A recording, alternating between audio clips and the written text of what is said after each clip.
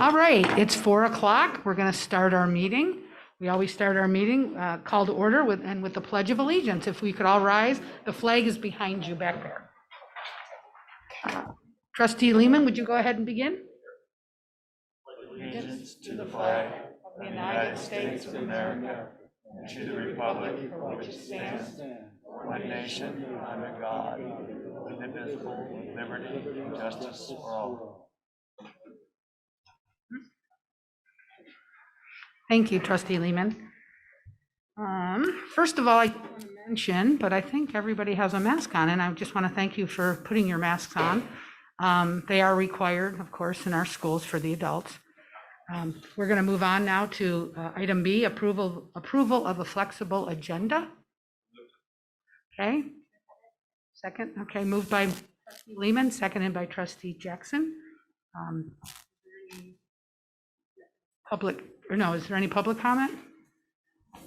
Okay. All those in favor? Aye. Motion passed 7-0. I know. Okay, item 2 is called our consent items. Am I not loud enough?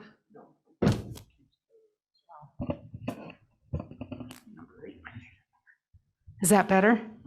Okay, perfect. Okay, item 2 are the consent items, and for possible action. Anyone like to make a motion? I make a motion to move forward with the consent items. Anyone like to second? Second. Okay, motion made, second. Any comments? Seeing none, we'll bring it to a vote. All those in favor, say aye. Aye. Aye. Any opposed? Motion passes 7-0. Thank you. Okay.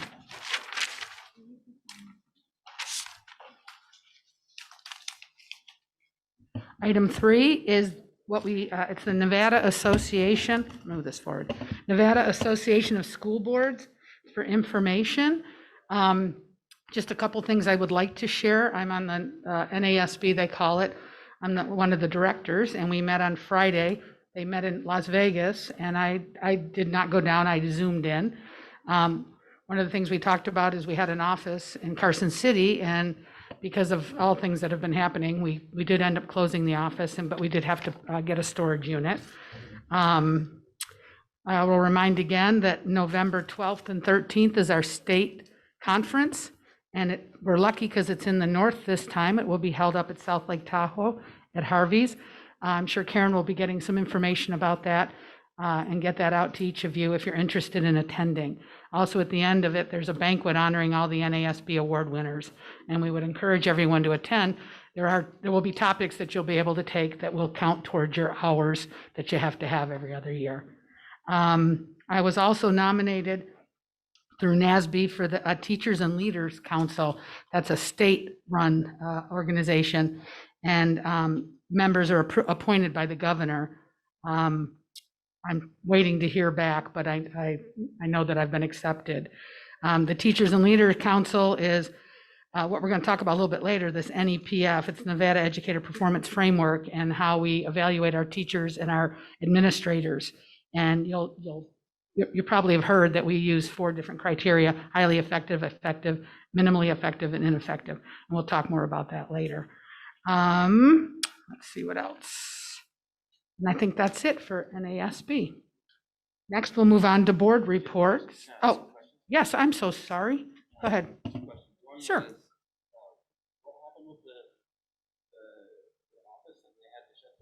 They didn't have to. They decided to save money because it really wasn't cost effective. It wasn't being used enough. So they decided to shut it down. Sorry, Tony, I asked why they shut down their office. And number 2, what's this committee that you're on, and who does it comprised of, and how do people get on it? Okay, I didn't know anybody would be that interested, but I'd be happy to tell you. So what it is, it's called TLC, Teachers and Leaders Council. And what it is they meet, I think, every couple of months. And it's comprised of 16 members. It was 16 members, and they're made up of teachers, administrators, parents, school board members. 2 school board members are put on. It was brought about in 2011. It was through AB 222, And that's what created it. And it was to develop a statewide evaluation so that we're all using the same criteria to evaluate our teachers and administrators. And they looked to NASB to fill those 2 board spots? NASB, they went to NASB to fill the 2 school board spots, yes. Thank you. You're welcome. Any other questions? Seeing none? Okay. We'll move on to item 4, which is board reports. And this is where we ask our members of the board to report out anything that they've done since the last meeting that they'd like to share with each other or with the public. I'll start with Trustee Kangas. Hi, I went to the School Safety Task Force meeting. There was a presentation there by Safe Voice by Laura Hutchison and Desiree Matisse. Both, I believe, work for the state. It was a very fascinating presentation. Went through the nuts and bolts of Safe Voice. There was a lot of very dedicated people involved in making this program work. It's an extremely valuable tool. Helps keep our students and our schools safe. It's used often, and I found it to be very fascinating. Safe Voice is an app that you can download onto your phone for either students or parents or administrators or anybody that chooses to use it. They can anonymously tip off events that they consider questionable. And I think that the main focus of our Douglas County's tips usually surround mental health issues. Thank you. Anyone else? Yes. Just real quick to kind of piggyback on that, a new feature of Safe Voice is now Handle with Care. And so schools are notified if the sheriff's office, let's say they report to a house and there's been a domestic at night, we're given, we are receiving notification that that student has experienced some trauma. And so that if we see something the next day that they're acting out of sorts, that we have a heads up and we know that a situation they were involved in or witnessed. So it's another new feature, but it has been a very beneficial feature to the school district to make sure we're handling kids appropriately. Thank you. And I would like to add that not only Superintendent Lewis, but the directors and the principals of schools, everybody's involved in this on a 24/7 basis. So a lot of hard work goes into it and a lot of dedicated people, like I said. Thank you. Trustee Lehman, do you have anything you would like to share? I went to Chamber of Commerce and gave a presentation to them with what's going on. Multiple people there wanted to pass along their thanks to Mr. Lewis and the board for keeping schools open and doing what's needed to have in-person learning. Multiple people expressed their gratitude. Thank you. Trustee Chichester? Yeah, on the 18th of August, we, by statute, I'm on the, as a member of the school board, I'm on the county debt management commission, and every August you have to have a meeting, except the county indebtedness report for the year. Obviously, we had one last year that came in and asked for a bond issue, and apparently we've got another one coming in October to ask for a bond issue. And this is reviewed by the Debt Management Commission, then goes before the county commission for any debt incurred by the county, including the school district. Thank you. Trustee Magnata, do you have anything that you'd like to report? No, I don't have anything. Okay, thank you. I Trustee do. I I got to go visit Mrs. Chase's AP Spanish class and really enjoyed that. That was a lot of fun to see the students and see what they're learning in there. I do have to say, I don't have very good Spanish, so I didn't understand a lot of the words, but it was fun. So I enjoyed that and seeing the students. I also met with Principal Ward and had a tour of Aspire. I was very impressed with the program there and had the opportunity to meet as they meet together a few mornings a week. And so I kind of got to see all the students there and see how they interact and how they celebrate in the mornings getting together. And So that was also a lot of fun. I also met with teachers at the high school and at CVMS. I'm not loud enough, sorry. And administrators there to talk about issues in the social studies department, CRT related, that we'll get into later. Thank you. Trustee Engelkirk. Yeah, I met with Heather and Rob, and we met with the Social Studies Department at Douglas High School, and I thought it was very refreshing to hear the teachers and administration's comments on their views, as far as I appreciated the non-bias attitudes that they have, and that was good to hear. That's all I have. Thank you. And then the only thing I have to report is I did some instructional walks with Superintendent Lewis and some of some of our staff. And what those entailed is we went through Aspire and Minden one day, and then we went over to Powaloo.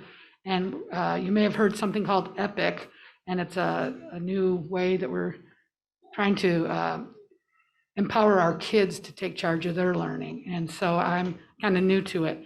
But one of the things I really enjoyed was going into the classrooms, and we got a chance to talk with the kids and get their feedback. And that's always a fun part of this job, being able to get into the schools. So yeah, that's basically it. Next, we'll move on to correspondence, and that's when the public or whoever sends us something or writes us letters or whatever, we like to share to let people know what we're receiving. And I'll start with Trustee Lehman. Is that okay? Sure. I received, along with, I believe, everybody else, a couple emails encouraging mask mandates throughout the district. I think that's all I received this last month. Okay, thank you. Anyone else? Did you want to go? No, I'd just like to confirm what Rob said. Normally, when one gets one, we all get it. It's sent to all of us. Does anyone have anything different? Trustee Engelkirk? I received correspondence from parents at Zephyr Cove Elementary concerning the kindergarten class size. And I reached out to Superintendent Lewis, who assured me that they're in the hiring process, and then I responded to the parents accordingly. Oh, thank you. That's great. I also received correspondence, and it was all in favor of mask mandates. I received one from Mary Gamunder, who's a 30-year resident here in Douglas County, Jessica Gardner, and Martha Betcher. And that's the correspondence that I think most of us received. All right, we'll move on to the good news.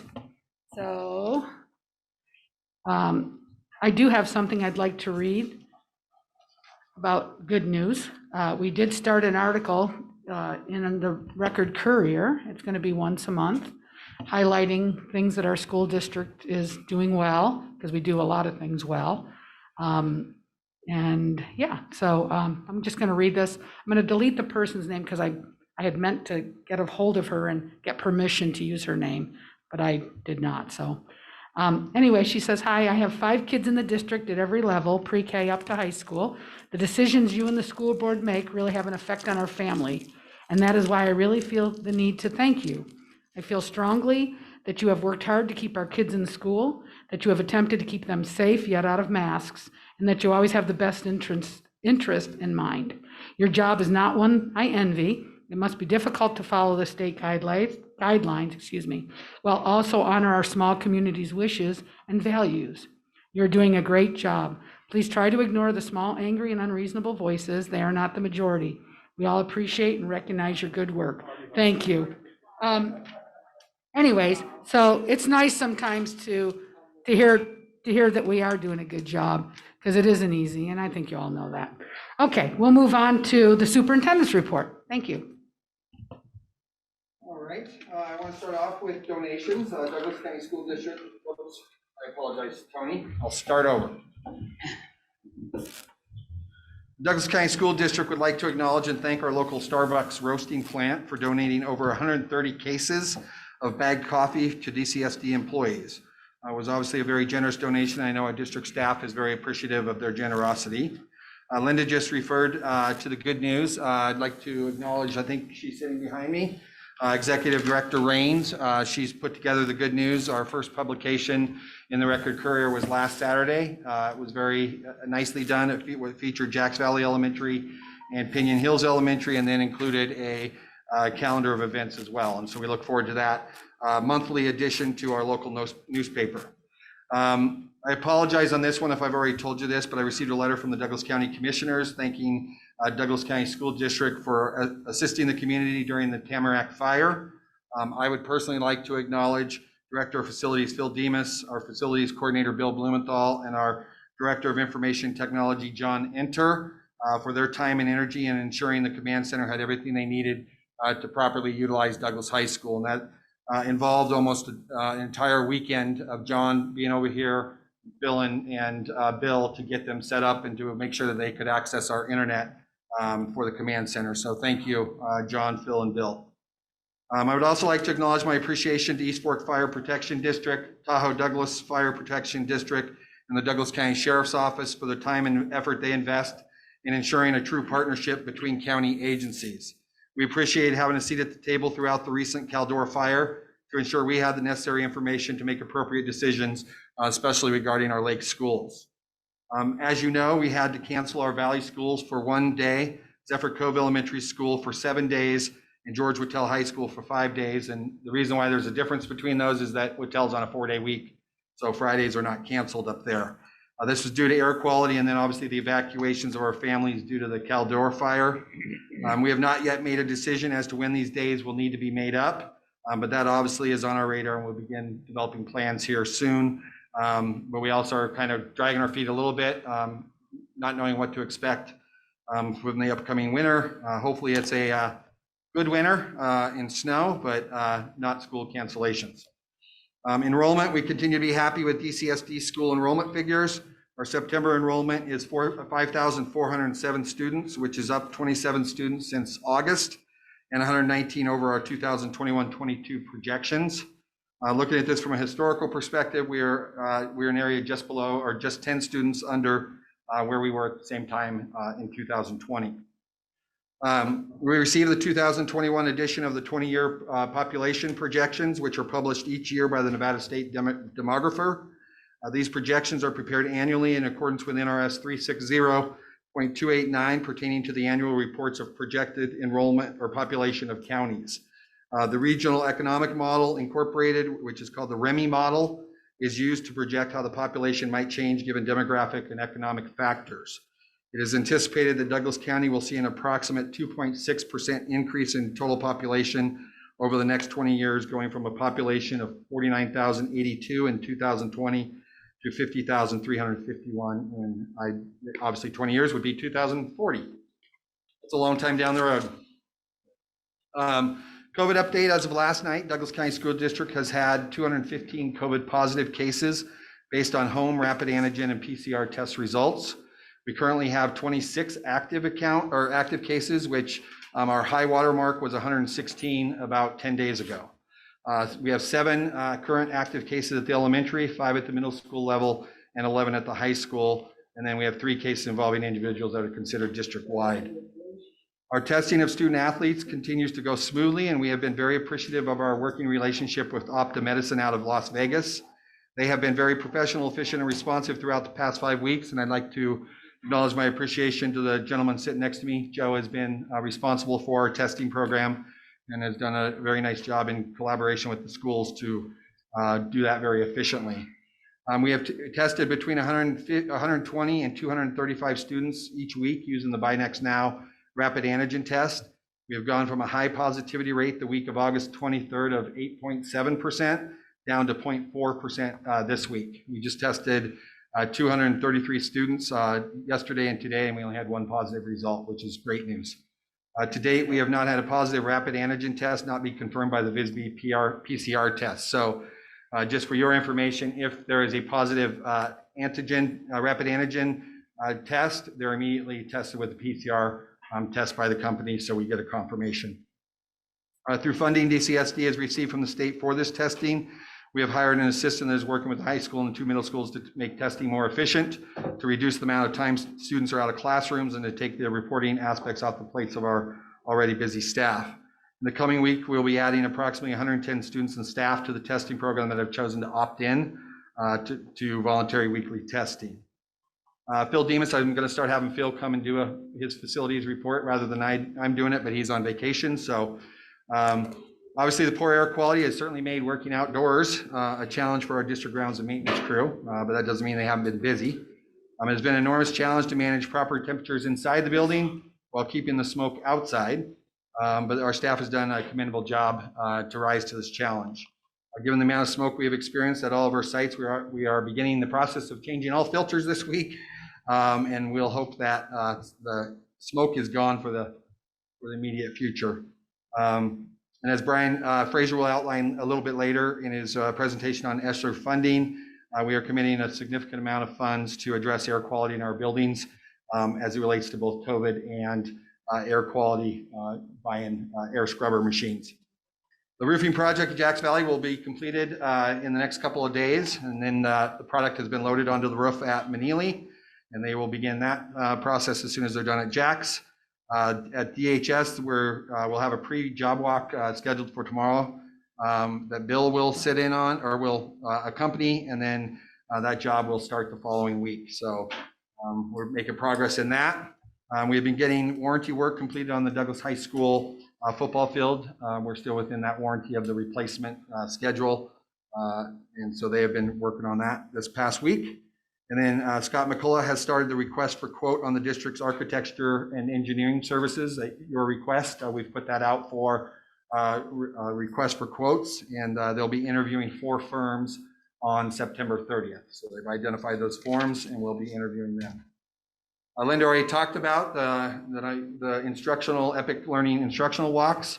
Obviously something that has been a goal of mine since I was hired 16 months ago. We've been able to walk classrooms at, as she said, Aspire, Minden, and Powalloo.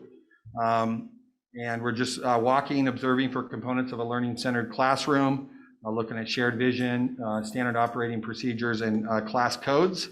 I can tell you that it has been extremely refreshing to get into classrooms and to sit side by side with students and to talk to them about their learning and what they're learning. And what I love about kids is they're pretty darn honest, and they'll tell you exactly what they think and what they know and what's happening in the classroom. And we've really focused, many years ago, we did something similar called T4S. One of the negative aspects of that was that the data taken on an observation was lumped into one group and then given, and no one knew specifically what anyone saw in their classroom. And so we've tried to be a lot more transparent in this process. We're really focused on giving feedback immediately about what we saw, and I haven't heard otherwise. I think it's been pretty well received in terms of our visits to the sites. Our next 3 instructional walks will include CC Manili on September 20th, Scarcelli on September 30th, and our Lake Schools on October 14th. Linda indicated that she's joined us.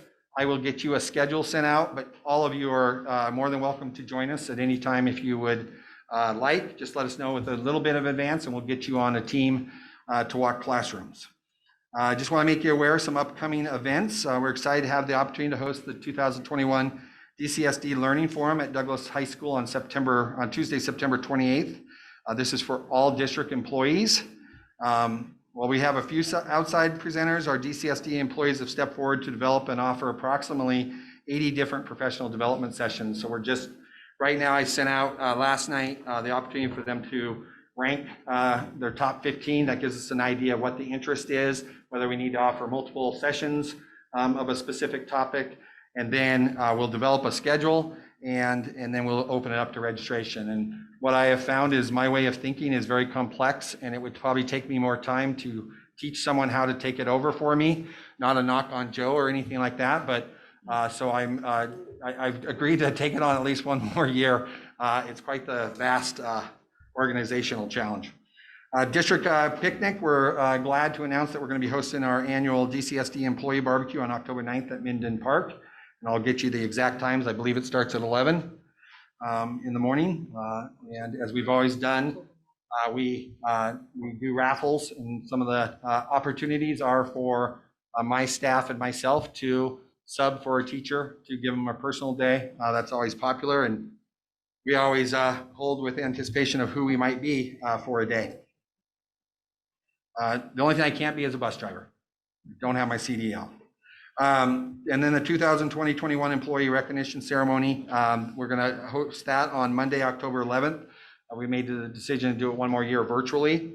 And we celebrate our 2020-21 Dcsd Distinguished Employees. And while I'm not trying to put pressure on anyone, we have high expectations of how our sites are going to recognize and celebrate their employees. So we kind of do a publisher clearinghouse approach where they show up at the doorstep of our recipients and surprise them at the door. And we try to film it live. We did actually a decent job last time, so hopefully it goes off. And I just encourage everyone to tune in for at least part of it. It's a wonderful night. And then I know I indicated we'd be hosting a town hall meeting at our lake schools this Thursday. We're going to move that date to next Thursday, September 23rd. And this is just a opportunity 4 times a year for our community to interact with myself and our staff.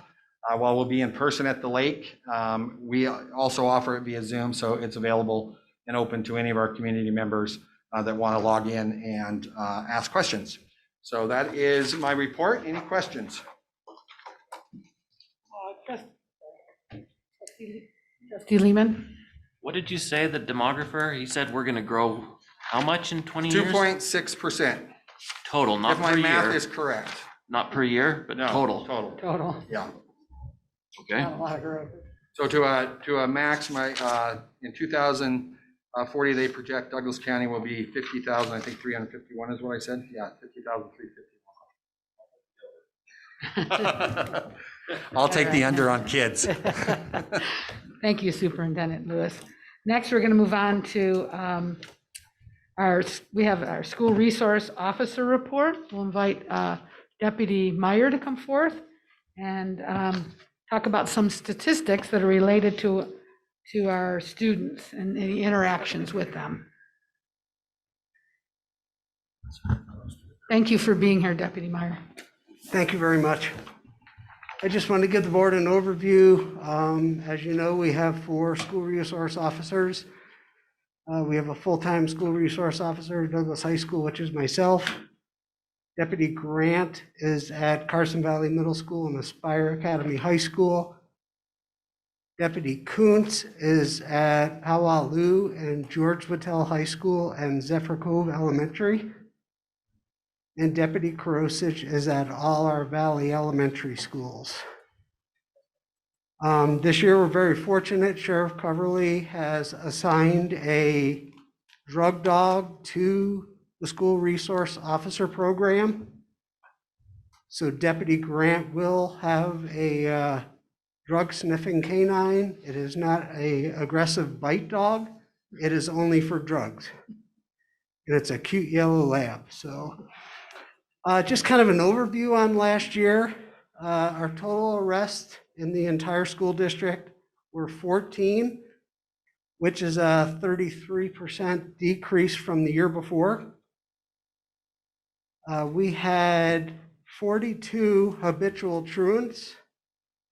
And what a habitual truant is they are a student who has unexcused absences and reach a certain criteria that has to go in front of the Douglas County School District Truancy Board. So we had 42 habitual truants this year, which was a 39% decrease from last year. Once somebody is deemed a habitual truant, at that hearing, they can receive a truancy citation possibly, or if they have any further truancies, they can receive a citation. Total truancy citations were 52 last year, which was a 50% increase from the school year before. Welfare checks.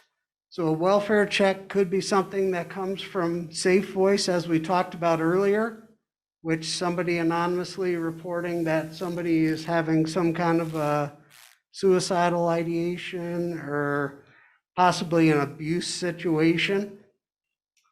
So our welfare checks, we had 43 this school year. which was a 30% increase. Out of our welfare checks, if a student is suicidal, we either use the mobile crisis response team to evaluate the students, or the students are transported to either Renowned Hospital, West Hills Hospital, or Reno Behavioral Health for evaluation. And our mental health evaluations were 25 last school year, which was a 30% decrease from the year before. Total investigations that our school resource officers did in the school district was 708, which was up about 2% from the year before. So when we talk about arrests, our arrests are out of our secondary school, and the majority of our arrests are for drugs. So either possession of marijuana or possession of drug paraphernalia. Drug paraphernalia has recently spiked, and that's due to the vape situation with THC in it. So that has increased our drug paraphernalia arrests. We have very minimal possession of stolen property, disturbance of school where somebody's out of control and disturbing the learning environment. Any questions? Come on, Robbie, you have one usually. How effective has the dog been? The dog is in training. The dog hopefully will be done next Wednesday. And the dog will be utilized daily by Deputy Grant. But we have conducted canine sniffs already and have been effective. We have, and right now our canine sniffs are at how busy patrol is. And if we have a deputy working during the day, if that deputy is out taking calls in the community, a lot of times we'll schedule canine sniffs and then the deputies will be busy and not able to come. So it's going to be a blessing to have Deputy Grant who will be at our disposal. Any questions? No? Thank you, Deputy Meyer. Thank you. We appreciate you and all our SROs a lot. Thank you. Thanks.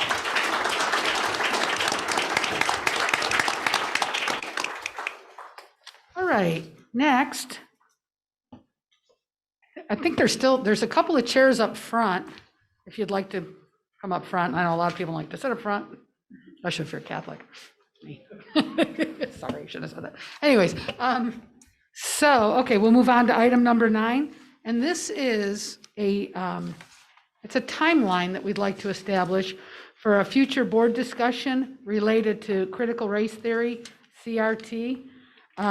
What we'd like to do, today we're not going to discuss it. What we would like to do is to put together a process so that we can hear what everyone has to say about this, educate ourselves, educate our community, before we move on with it any further. So I guess we're going to have a discussion regarding it. I'll turn it over to Superintendent Lewis. So yes, this is a future agenda item that was brought forward by the board and seconded as a discussion item they desired to have. And as we kind of tried to wrap our head around how to move forward on a topic that, quite frankly, a lot of us are still in the process of educating ourselves on, I feel like it is behooving of us as a school district and you as a board to provide our community the opportunity for us to listen, to number one, try to wrap our head around how are we going to define critical race theory. Obviously, there are a lot of different definitions of that. And number one, how it's going to define. And then number two, what the concerns of our community are. And as elected representatives, which you are, and me hired by you, I think it behooves us to have at least a couple opportunities for our community to be able to talk on the topic, for us to be able to listen. My intent would not be whether we decide to do town hall meetings, that might be a recommendation I have for you. Our intent is not to come to the town hall meetings and engage in debate. It is merely to listen, to let our community express their concerns, and then that will help us wrap our head around how we move forward as both a board and a district on this topic. So I turn it over to you with the idea of the process that we would like to do.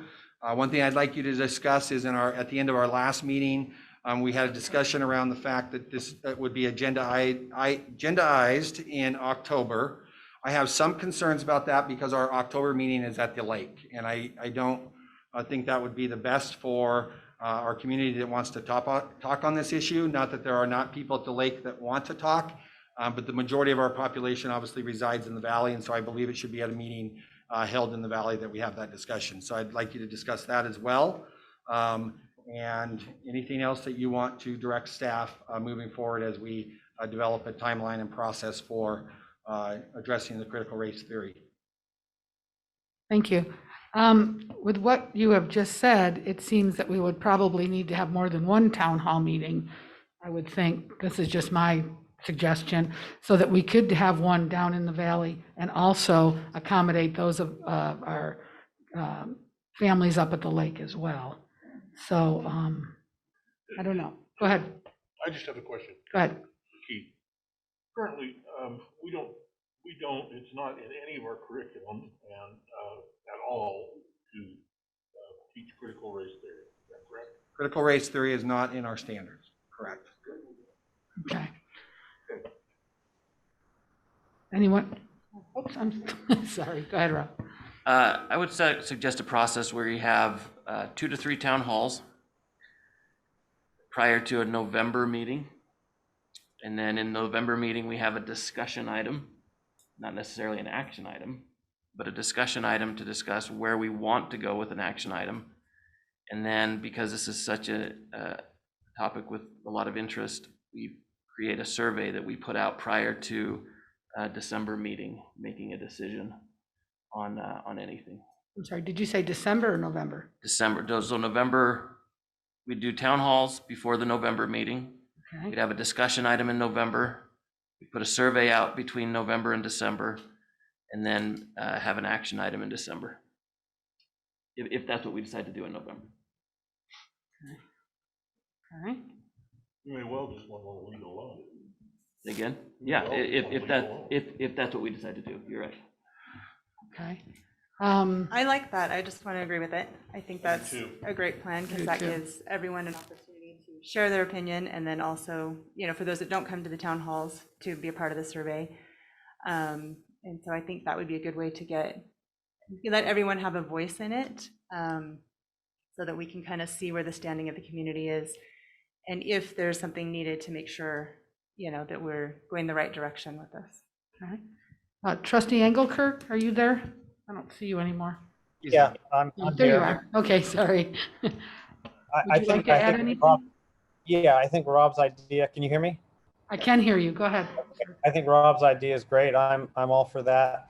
But in response to Trustee Chichester's question, I have seen some evidence of CRT in our district, and Okay. that's why I brought this before the board. Thank you. Well, we'll wait a minute. All right, Trustee Kangas. I know we're not voting, but I think it's a great idea also. Okay. So do we want to go ahead and make a motion? Okay, I'm going to make a motion about the process. We have at least 2 town hall meetings before our November hearing to get a consensus of what the community would like to see in our community. No presenters, just we want to hear from the community, and then bring it to the board in November for discussion and then go from there. Okay. Motion was made. Would someone like to second it? I'll second. Okay, seconded by Trustee Kangas.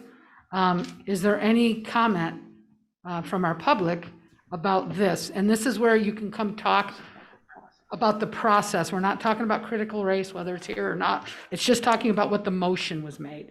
So if you'd like to come up and talk, I see you have your hand raised. Thank you. Come on up, and if you would please state your name for the record. You'll have 3 Oh, minutes. sorry. At 2.5 minutes, I'll raise the yellow card. 2.5 minutes, I'll raise a yellow card. 3 minutes, please conclude your comments. Okay. Thank you. Item 9 is to discuss town hall meeting. Oops. Thank you. Do I have to keep pushing it? No, Oh. just, that's it, you're on. Go ahead and go, honey. I think it's very interesting that you are willing to have a town hall meeting and comment from the public, but no presenters. No presenters means nobody with any authority or information or research. I think that's closed-minded. I also feel that there's a similarity between what we all experienced with the mask mandates and the state coming down and saying, gee, I'm sorry, we're going to withhold your funds if you don't do what we tell you to do. And yet critical race could be the same thing. They could come down and say, well, it's great that you have town hall, but it's not working. It's great that you had a town hall, but you know what? We're going to hold those monies and those dollars until you guys teach it. So what's the point? How are you going to take a stand if they're holding the purse strings? That's my comment. Thank you, Virginia.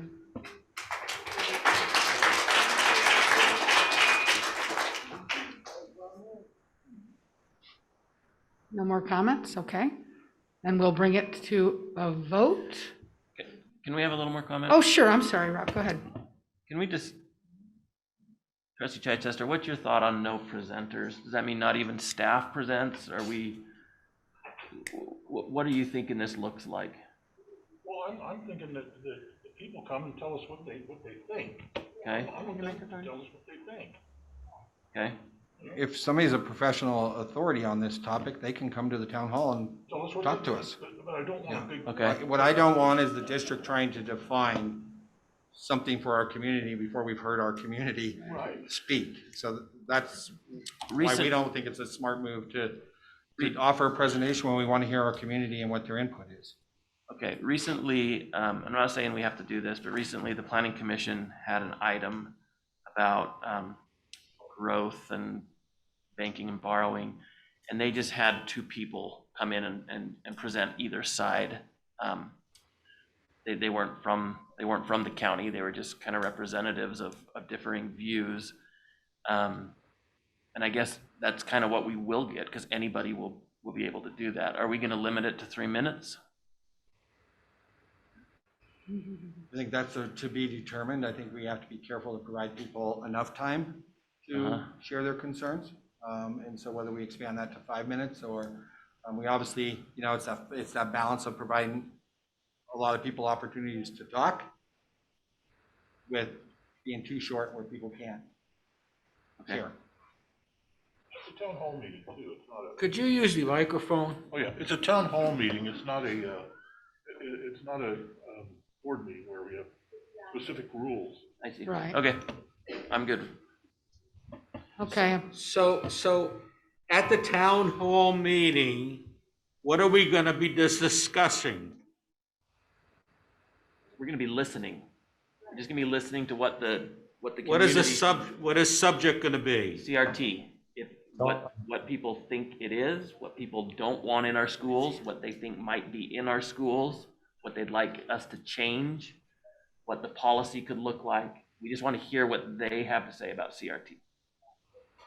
My question is, what is the difference between CRT and SEL, which we're already teaching? So that's not open for discussion right now. Okay. Trustee Magnata, okay?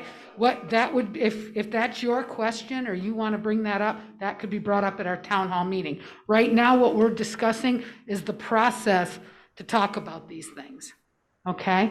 And I know that Trustee Engelkirk had his hand up, so I was going to go to Yeah, him. That's okay? I have my hand up.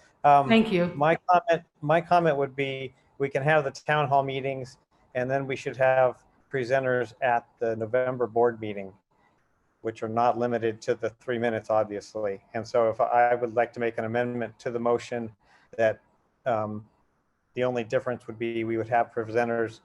We can do both sides. I certainly have presenters that I could present for the opposition to CRT. But that would be my motion that we would make. My only concern, then, it's not a town hall meeting if we're doing He's saying presentations. he'd do that at the November meeting. Oh, doing it at the November meeting. I think we could wait, possibly keep our motion the way it is, and let's go ahead and do a town hall meeting. And then if that's the flavor or the way we go, then we could do that. Well, when is there time then? When is there time to get that motion if we don't have a board meeting between the town hall and the November meeting? The town halls will be conducted before the November meeting. Right, but when can I get that motion to have presenters at the November board meeting? That's a good question. I mean, we're going to meet again in October.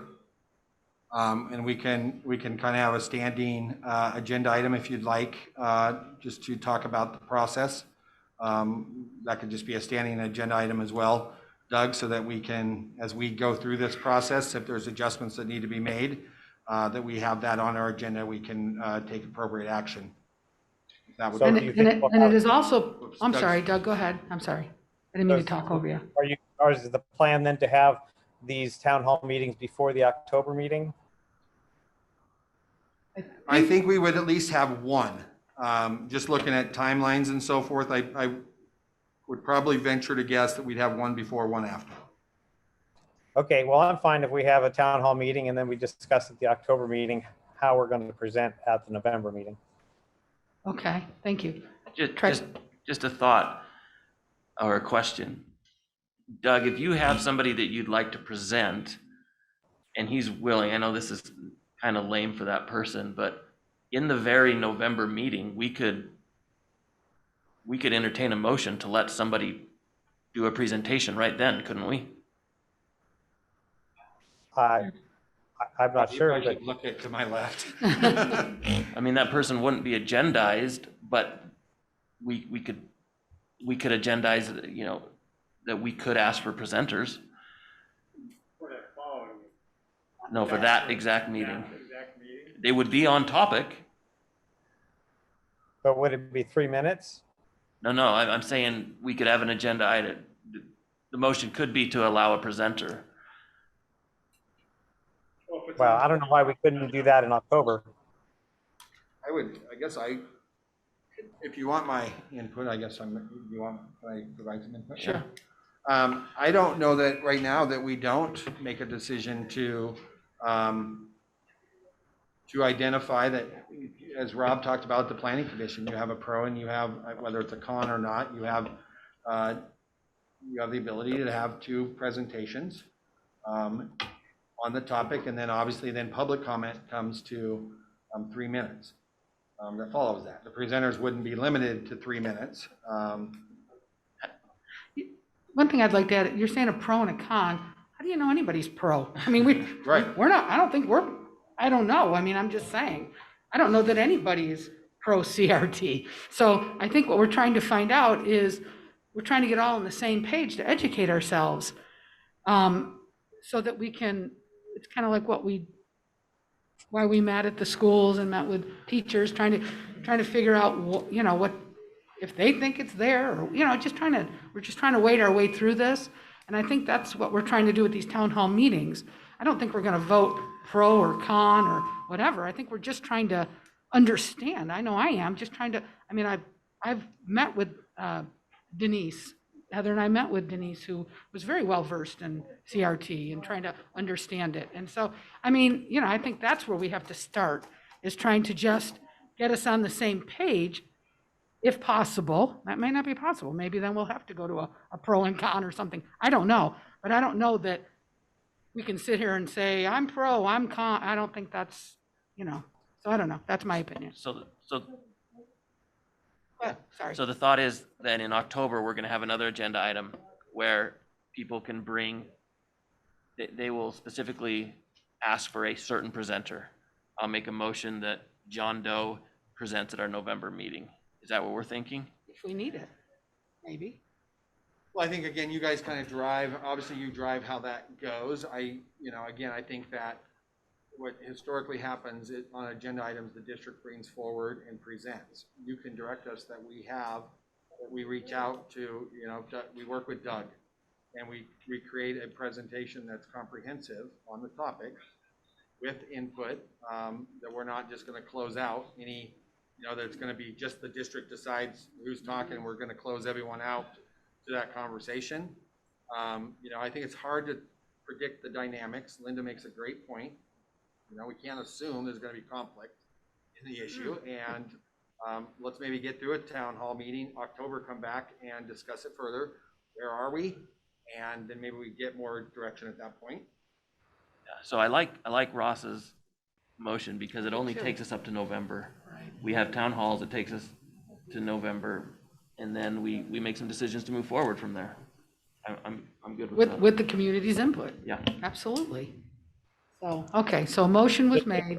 One more comment. So Sure. with Ross's, does that mean in October we can't discuss presenters at the November meeting, or we still can? I think we can, it just wasn't part of the motion. Yeah, well, I think we can, Doug. I don't think that matters. I think that's okay. We can. Okay. Okay?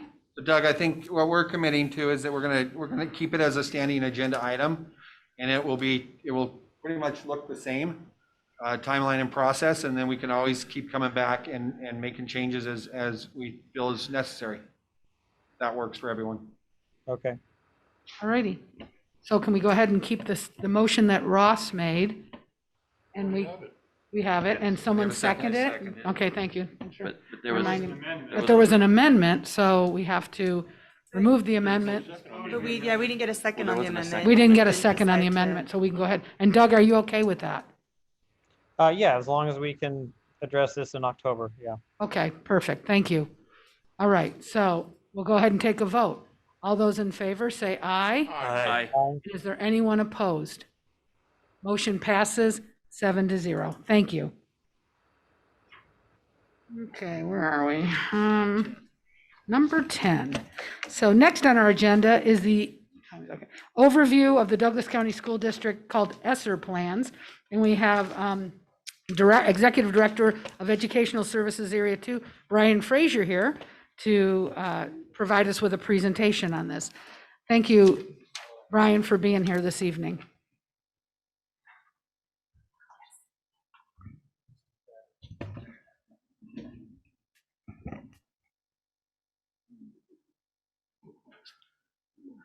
Hi, kids.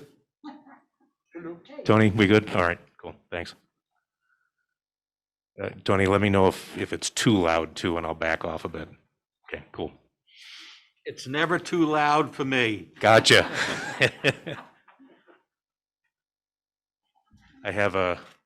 Tony, I've got a 93-year-old father whose hearing, bluntly, it sucks, even with hearing aids. So that's why I always ask him, I say, tell him if I'm speaking too loud, because I don't want to blast the guy out. He's doing great other than that, but this ain't so good, so.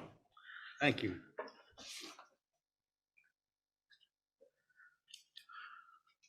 All right. There we go, good to go. All right, just as a quick aside before we go too far into this, the funding that Keith referenced regarding the air scrubbers and so on comes through actually the state, not NDE, so state of Nevada, as a pass-through from the feds is Department of Health and Human Services, and it's part of a sub-award to provide both COVID testing and to support the schools. So for example, it's support for screening, testing, and to reopen and keep schools operating safely. As part of that whole thing, we were able to, and this has just happened within the last couple of days, get some additional funds for air scrubbers, both small units and then larger units, so things can be targeted as needed. Again, predominantly you want to use those to help purify the air in any of the environments, so think both classroom, and there's not one for every classroom, but just on a targeted basis, but also in larger environments, think of like the Douglas Commons or like Meneely's Commons and so on. So on an as-needed basis. Some of those would have been helpful probably up at the lake prior to fire, in addition to having everybody in one space at one time. but also after effect to help to kind of clear things out, even though I know that they had some air scrubbers up there at the same time. So kudos to Bill and Phil for helping pull that information together for us. So ESSER relief funds. This is an overview to provide you with kind of a context. I'll hold my hand as an umbrella every once in a while to let you know that the funds really come about as kind of an umbrella situation.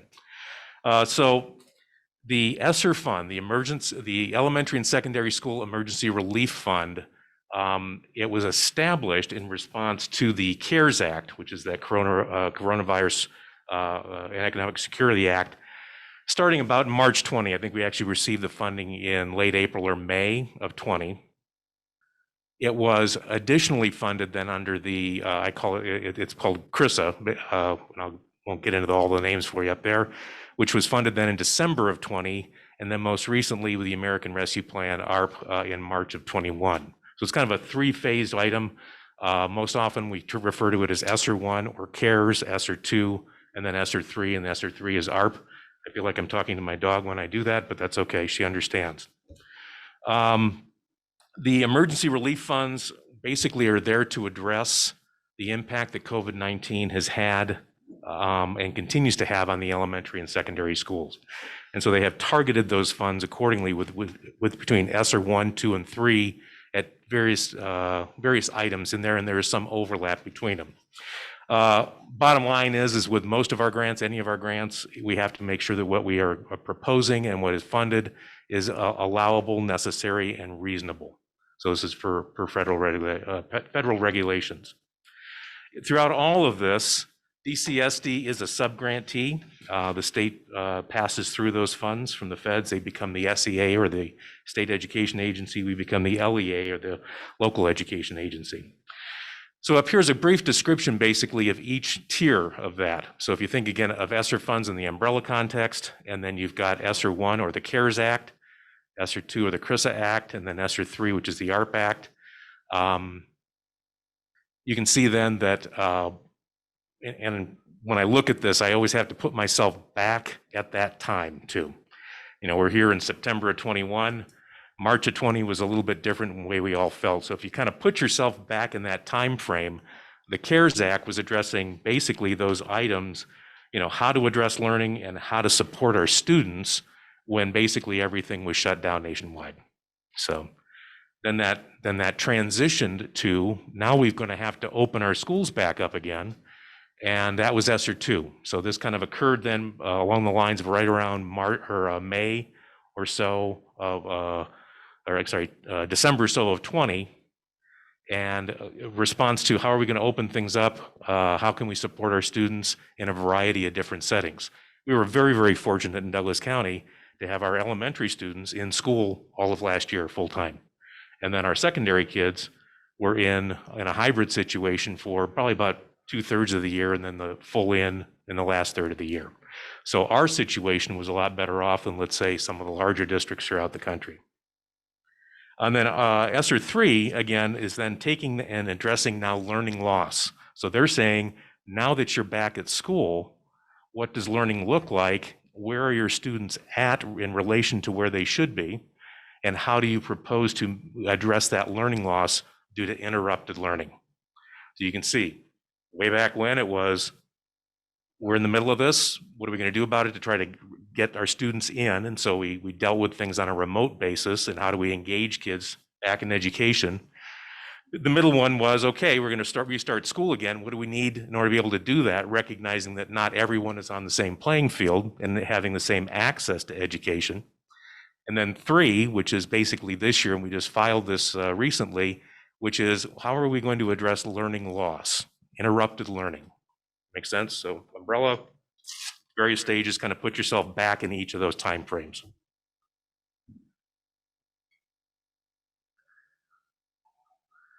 In addition to the guidelines that the feds provide to us, Department of Education, NDE, has provided additional guidance through their Nevada, basically NDE plan forward. And so while it wasn't requirements, they were certainly items to think about. This is one section of that. So basically they want to make sure that the funding is used to benefit all students in schools. So it's basically recognizing that, not every student might have a learning deficit, but everyone experienced the interrupted learning. Where are they? How do we move them all forward? So there's academic recovery, there's accelerated learning initiatives based upon high quality evidence-based interventions, high quality instructional materials, and so on. That's just a portion of what they have. They recommend then, that we spend out, and this is going to be based upon another slide, a couple slides here, when to spend those funds out, which is based upon when we receive them. So basically first in, first out. So your CARES Act fund or your ESSER 1 funds, spend those out first, ESSER 2, ESSER 3, and so that they proceed along the way there. Actually, I think I might have, let me kind of go backwards if I can. Up here, what that refers to here. So if you look at the CARES Act, the CARES Act is available for obligation through FY21. However, the Tidings Amendment extends that obligation through this fiscal year. The Tidings Amendment has been around for ages. It basically provides us with additional time to spend the federal funds that they receive. In this case, it's additional 12-month. For those following along at home, it's part of the General Education Provisions Act, or GEPA Act, if you're familiar with that. So you can see then the CRISA Act, ESSER 2, is available then through FY22 this year, but Tidings extends it to FY23. And the last one, ESSER 3, is FY23, needs to be obligated by, but we have until FY24 to complete that expense paying out. And when we're looking at this, even though we're going to be budgeting this according to a state budget year, which is July 1 to June 30th, it actually aligns itself to a federal fiscal year, which is October 1 to September 30th. So, okay, there are these next two pages here. The purpose of, I talked a minute ago about the allowable expenses. So what they give you a listing basically of items that are permitted as allowable or reasonable and necessary. So on this page and the next page, there's basically roughly about 14 or 15 items here. This one is similar between ESSER 2 and 3. The lists are very, very similar. With ESSER 3, the additional emphasis has been placed upon that first bullet, which is again addressing the learning loss through evidence-based interventions. With ESSER 3, a minimum of 20% of the entire allocation, which for us is, I think it's about $800,000 or so, and I'll get to that in a few minutes, must be allocated to any combination of students' social and emotional needs, students' academic needs, and address the disproportionate impact of underrepresented student groups. So the rest of those items are basically the same between ESSER 2 and ESSER 3. And when we put these things into a budget, we can only have what's called a meta tag, or basically a selection of these items. But I put in our budget narratives that there's a lot of overlap. For example, addressing learning loss can also be related to supplemental learning, can also be related to purchasing educational technology. It all fits together in some capacity or another. Rarely does it operate in isolation. So you pick the most applicable item for each one and go from there. But there's quite a bit of overlap between them. When we're talking underrepresented student groups, we're talking about students of color, EL students, students with disabilities, our homeless students, any students that are in foster care, and our migrant students too. Second page up here, and these are the last items up in the top. The ones that we're going to target mostly with ESSER 2 and 3 are the addressing learning loss. Through that, we're going to respond to students' academic needs. We've placed a social worker in for the SEL needs. Planning for long-term closures, addressing unique needs of special populations, and purchasing educational technology. On the second page, focusing in on providing summer learning and supplemental after-school programs, purchasing cleaning supplies to sanitize and clean the facilities. Those are the big ones that we're targeting. Again, there's some mesh of the other ones there as applicable for each of those items.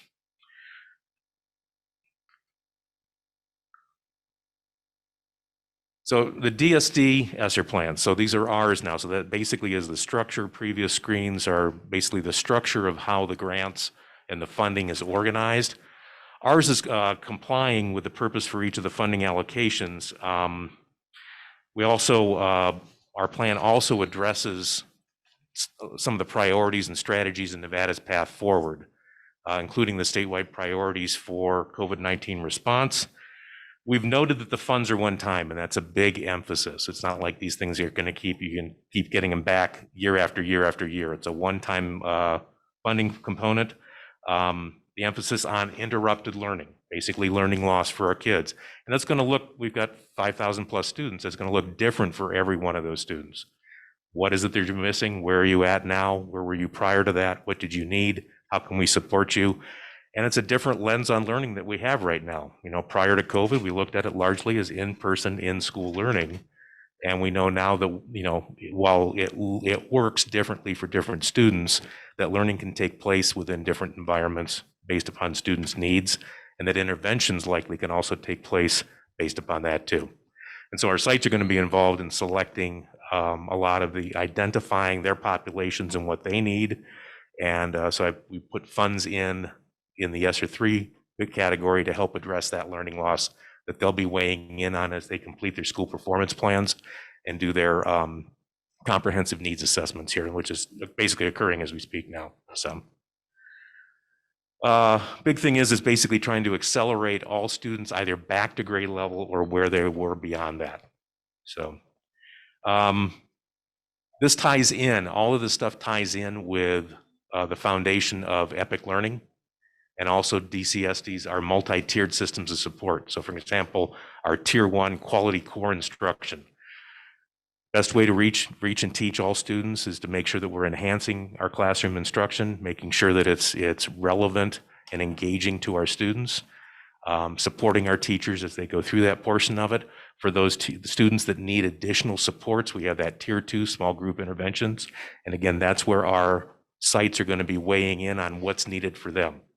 They're in the best position to identify that because they know their students, they can gather their data, they're working with them day in and day out. And then tier 3, that's the very intensified individual support, and that's again for the top of the pyramid, which is going to be a very small portion of the students, but whatever hasn't worked as successfully in tier 1 or tier 2, those students would get that tier 3 component of it. So, okay, allocation plans. So CARES Act, first one, ESSER 1, we received $530,000 in change. Again, that was emergency relief to address the impact of COVID-19 back when we were immersed heavily in it. You can see down below the focus areas and then the allocation that we put towards that. Again, addressing the unique needs of disadvantaged students. We did purchase PPE, some other masks and so on for both our staff so that they had them, and cleaning projects. Educational technology for distance learning, that was a big emphasis then, was making sure that we were able to reach and teach kids, especially in the thrust of being separated from them in whatever capacity. In the 1920 school year, it was March to June when we didn't have them here at all. And at the beginning of that following school year, again, generally for everyone else, most of our kids were here. We weren't sure how the year was going to go. So we started off in making sure that each student had a device and that all our teachers had a suitable device then to make sure that they were able to communicate. And hats off to these two and the cronies over in the IT department because they really, really addressed this head on, not just with devices, but with, help me out, John, what's the? Hotspot. Thank you. Hotspots. At first I thought you said hot pocket for a minute. I'm like, I'm not sure that's going to float, but anyways, yeah. Hey, Brian, Hotspots. Rob has a question. Do you Fire mind away. if he asks? So we had, Jump in. So John jumped in on this early. He Yeah. got us some Chromebooks. Yes, He jumped ahead in his budget. Uh-huh. We approved that afterwards. right. When we approved it afterwards, we took it out of his normal budget. Mhm. Did we now change that and take that purchase out of these funds instead? These funds here were for teacher Chromebooks Okay. in general. Student Chromebooks, John and I have worked back and forth on this, and I'll be real honest with you, Rob. I know we've addressed some of it, but I forget which pie, and I don't believe it was this. I know it wasn't the CARES Act pie. Okay. John, you'll have to remind me exactly where some of it came from. We've addressed it through various sources. So Okay. could have been ESER 2 then. Thank you. So Edgenuity, online curriculum, that was one of the items that we also had in there. And then as we mentioned about cleaning supplies, PPE, and so on. Into the CRISA Act, ESER 2. Addressing learning loss. We had intervention and credit recovery coordinators, distance learning support teachers, cohort stipends for our EPIC folks, our EPIC instructional coaches, our assistant director for EPIC implementation, classroom technology materials, and then Edgenuity, additional software and applications. We've done additional school facility repairs and improvements. We've got a social worker in the mix on this, and additional PPE, cleaning supplies to sanitize and clean the facilities. Again, supporting that, we're trying to go through all avenues of making people feel comfortable while they're here, ensuring that we're sanitizing and keeping things ahead. The BioProtect especially has been especially useful to us with all the surfaces being covered with air. And again, shout out to the custodial crews for being able to get that stuff done and keeping that on top. And then finally, ESER 3, the ARP Act. A lot of crossover between the CRISA and the ESER 3 or the ARP. Again, as I showed you earlier, a lot of the categories are roughly about the same. Again, social worker in there. We're going to do more in the way of intervention and credit recovery, both coordinators and tutors, adding that in. Additional learning, distance learning technologies, classroom technologies, and then Edgenuity and other instruction and support of applications. Some of that will be determined by the sites. So if they happen to need anything along those lines, they're able to identify that, direct towards that population. We'll be able to support those things. Again, sanitizing and cleaning the facility, sprayers, lunchroom tables, and so on. Brian, will you explain? Sure. Also, so what we've also done is like our instructional coaches, we've used the money to extend them not just 1 year, but to have them for multiple years Right. For impact. So I showed you earlier about this and how things are kind of laid out year by year. So we'll fully expect to be able to cover each of these initiatives across a 3-year span of time. So FY22, which is this year, FY23, which is next year, and FY24, which is the following. Learning loss didn't occur automatically. It's not going to get cleaned up automatically. But what we're also looking for is sustainability of items. So not only sustainability of the initiative, but most importantly, the sustainability of the outcome. How do you ensure that what we're able to do is not just going to be a Band-Aid on what happens year to year, but instead has a more lasting impact? So by funding and supporting both our interventions and credit recovery items, but also EPIC learning and our instructional coaches, that'll, when you start to enhance instruction, you're building the sustainability long term. So, does it make sense? Okay.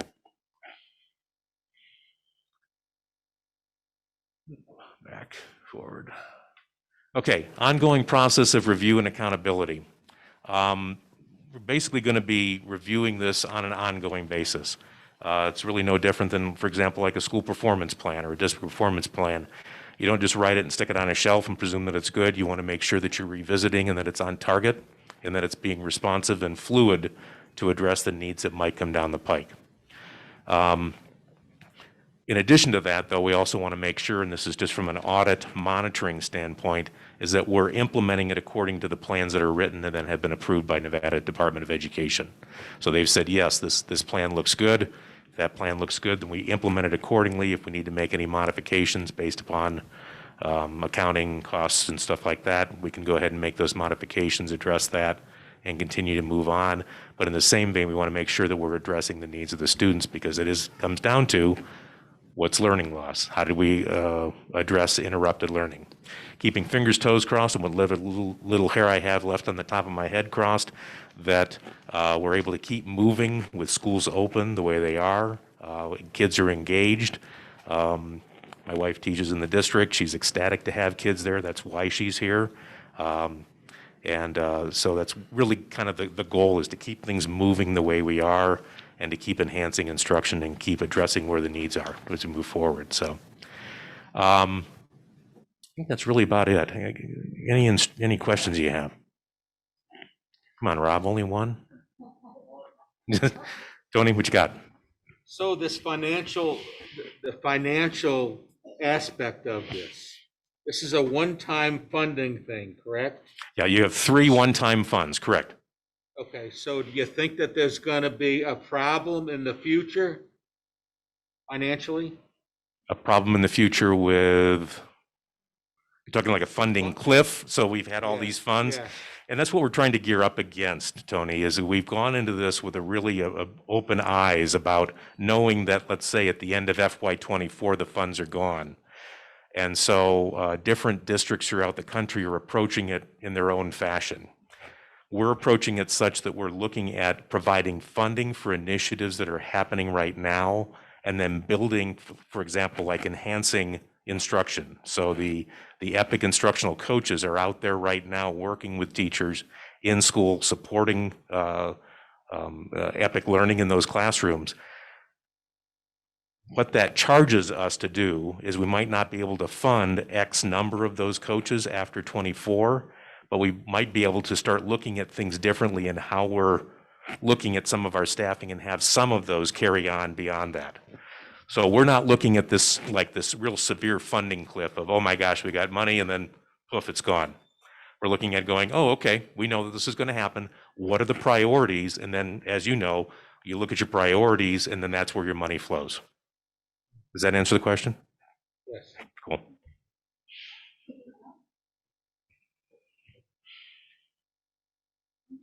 Thank you. You're welcome. Thank you very much. I know I do this a lot, but I don't know that anyone truly understands. Ross might understand. He's worked with grants. The amount of work and documentation that is required to get these grants in on time. And we have a master in our district. I don't know if people truly appreciate the amazing job he does with our grants in this district. So thank you, Brian. Thank you. Thank you, Brian. Thank you, Brian. All righty. I'm gonna give him a hand. Thank you, that was nice. We like it. All right. Item 11 on her agenda is the implementation of the Nevada Educator Performance Framework. It's for information only, and we have our Executive Director of Human Resources, Mr. Joe Girdner, to talk to us about this item. Good evening, all. Thank you for this opportunity. Happy Tuesday. So some of you have heard this presentation a number of times. Some of you, this is new, but basically, as a district, we implement the Nevada Educator Performance Framework, which is known as NEPF. It is directed by the state that we use that evaluation system for all certified personnel, teachers and administrators, and other licensed personnel, librarians, speech pathologists, etc. The process we follow is outlined in NRS. We track all changes through the state and update our administrative regulations annually to ensure that we are aligned with the state regulations. The other thing that we do annually is update all NEPF forms. They seem to change every year a little bit and tweak depending on the changes based on NRS. One of the major requirements for the evaluation process is that there are 3 observation cycles throughout the course of the year. The first cycle is the first 40 days. The second observation cycle is 41 through 80, and then the third observation cycle is 81 through 120. An example of how we need to follow that is first-year probationary teachers need a formal observation during each of those evaluation cycles. So they'll receive 3 formal observations, 1 during each of those observation cycles. We've established deadlines to meet all the guidelines given by the state.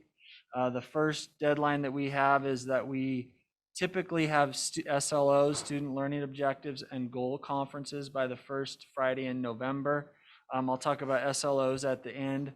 The mid-cycle review deadline is February 1st this year. if we're going, or if we feel we are going to give a developing or ineffective evaluation, we have to notify the teacher or certified staff member 30 days prior to them receiving the evaluation. And then the summative evaluation is due this year, or every year, the Friday prior to Memorial Day. This year, that's May 27th. As a district, we track at my office the completion of all evaluations. We review the accuracy to make sure there's no errors. And then annually we do this. We give an informational report to all of you, and give an individual evaluator report card to our administrators. And then we train on the changes at leadership PLCs and at Forum this year. A couple bills this year that affected NEPF. The first was AB 57. That bill temporarily suspended the requirement of student learning objectives. The rationale for that came out of Washoe County, and it was that student learning objectives should be eliminated for certified personnel because of school closures and the challenges with COVID. Other legislative bill that came out this year is AB 266, which is a bill that is interesting, and what it does is it gives a bump for teachers whose class sizes are higher than the state recommendations of class sizes. So a teacher at kindergarten has more than the recommended number of students in their class, they would get a percentile bump on their evaluation that year. That is the end of my presentation for item 10, or I'm sorry, item 11. Do you guys have any questions on that? Yes. What is the state recommended class size? Good question. So K3 is 16. We use a different model. Tony, we use an ELCO model, so it's an alternative model. Oops. Here. Sorry. So we use an alternative model called the ELCO model. Our ratios are 25-1 in kindergarten, 22-1 in first, second, and third, and then 25-1 in fifth and sixth if we have a sixth at the elementary level, which currently we do not.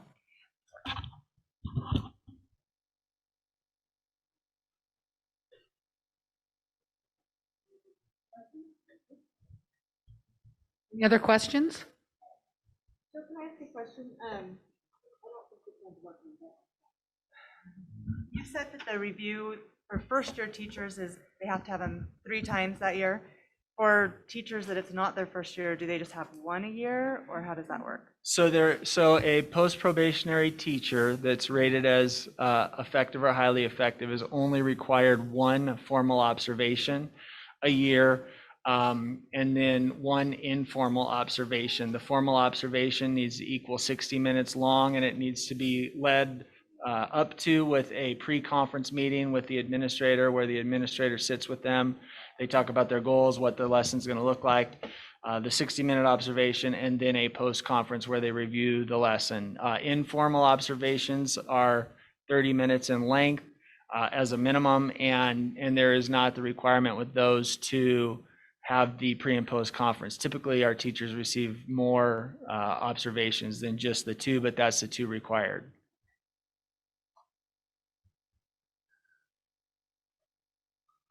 Any other questions? Seeing none?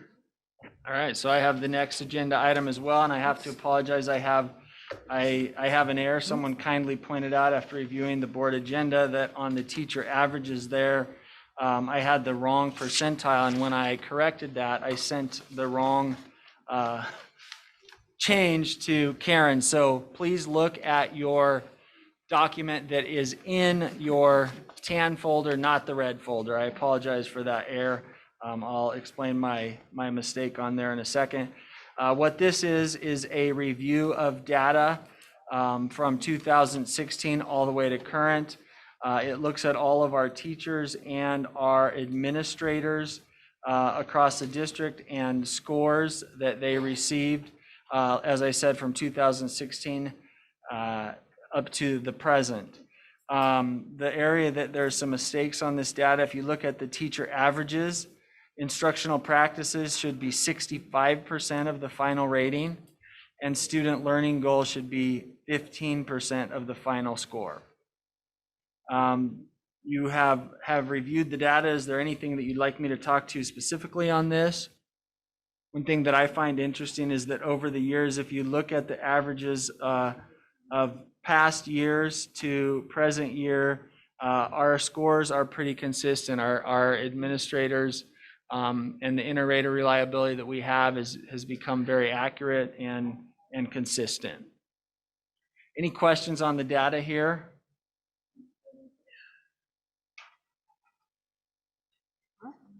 All right. Thank you. Thank you, Joe. Appreciate that. We have 3 minutes before public comment, so I'll go ahead and talk about public comment and how we do this. I know we have people that will attend our public comment that will be online, and then we have those of you that are here live. We do have a sign-up sheet. Mr. Lehman, I think, moved it. I'm not sure where it is. Is it over there? Okay, so if you want to speak, please go ahead and put your name on that sign-up sheet right now, and then I'm going to gather that, and I think we have 2, don't we, Karen? We put one out there. We take one? No, just one? Okay. So I guess if you want to speak, go ahead and get your name on there, and we'll wait a minute. But let me go ahead and some of you maybe have never been here before and don't understand how this works, so I'm going to go ahead and I think the sign-up sheet's over there, isn't it? Thank you. So I'll go ahead and read how we do this. So public comment, comments from the public are invited at this time on topics not specifically addressed elsewhere in the agenda.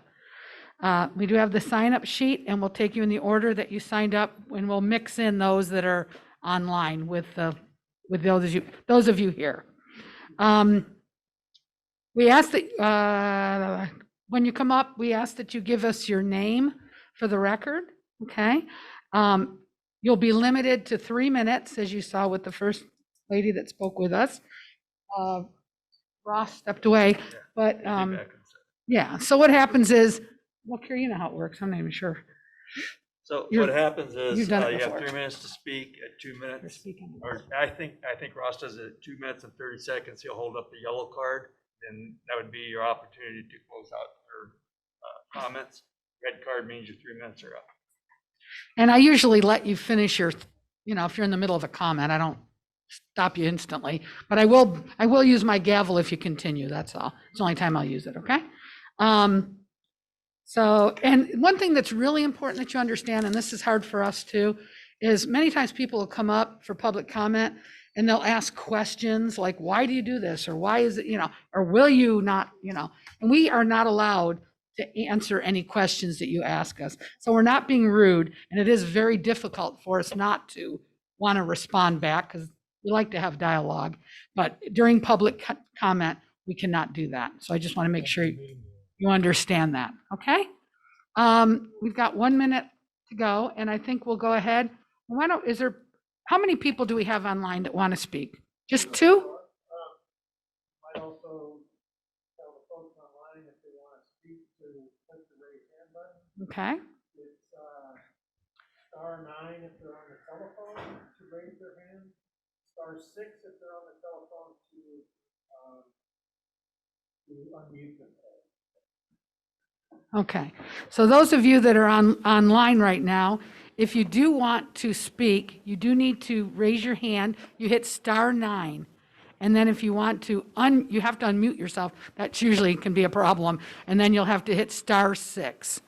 Okay? I guess I got any questions, but okay. Why don't we go ahead, and I need the list so I can call people up. Joe, you want to get that? Thank you.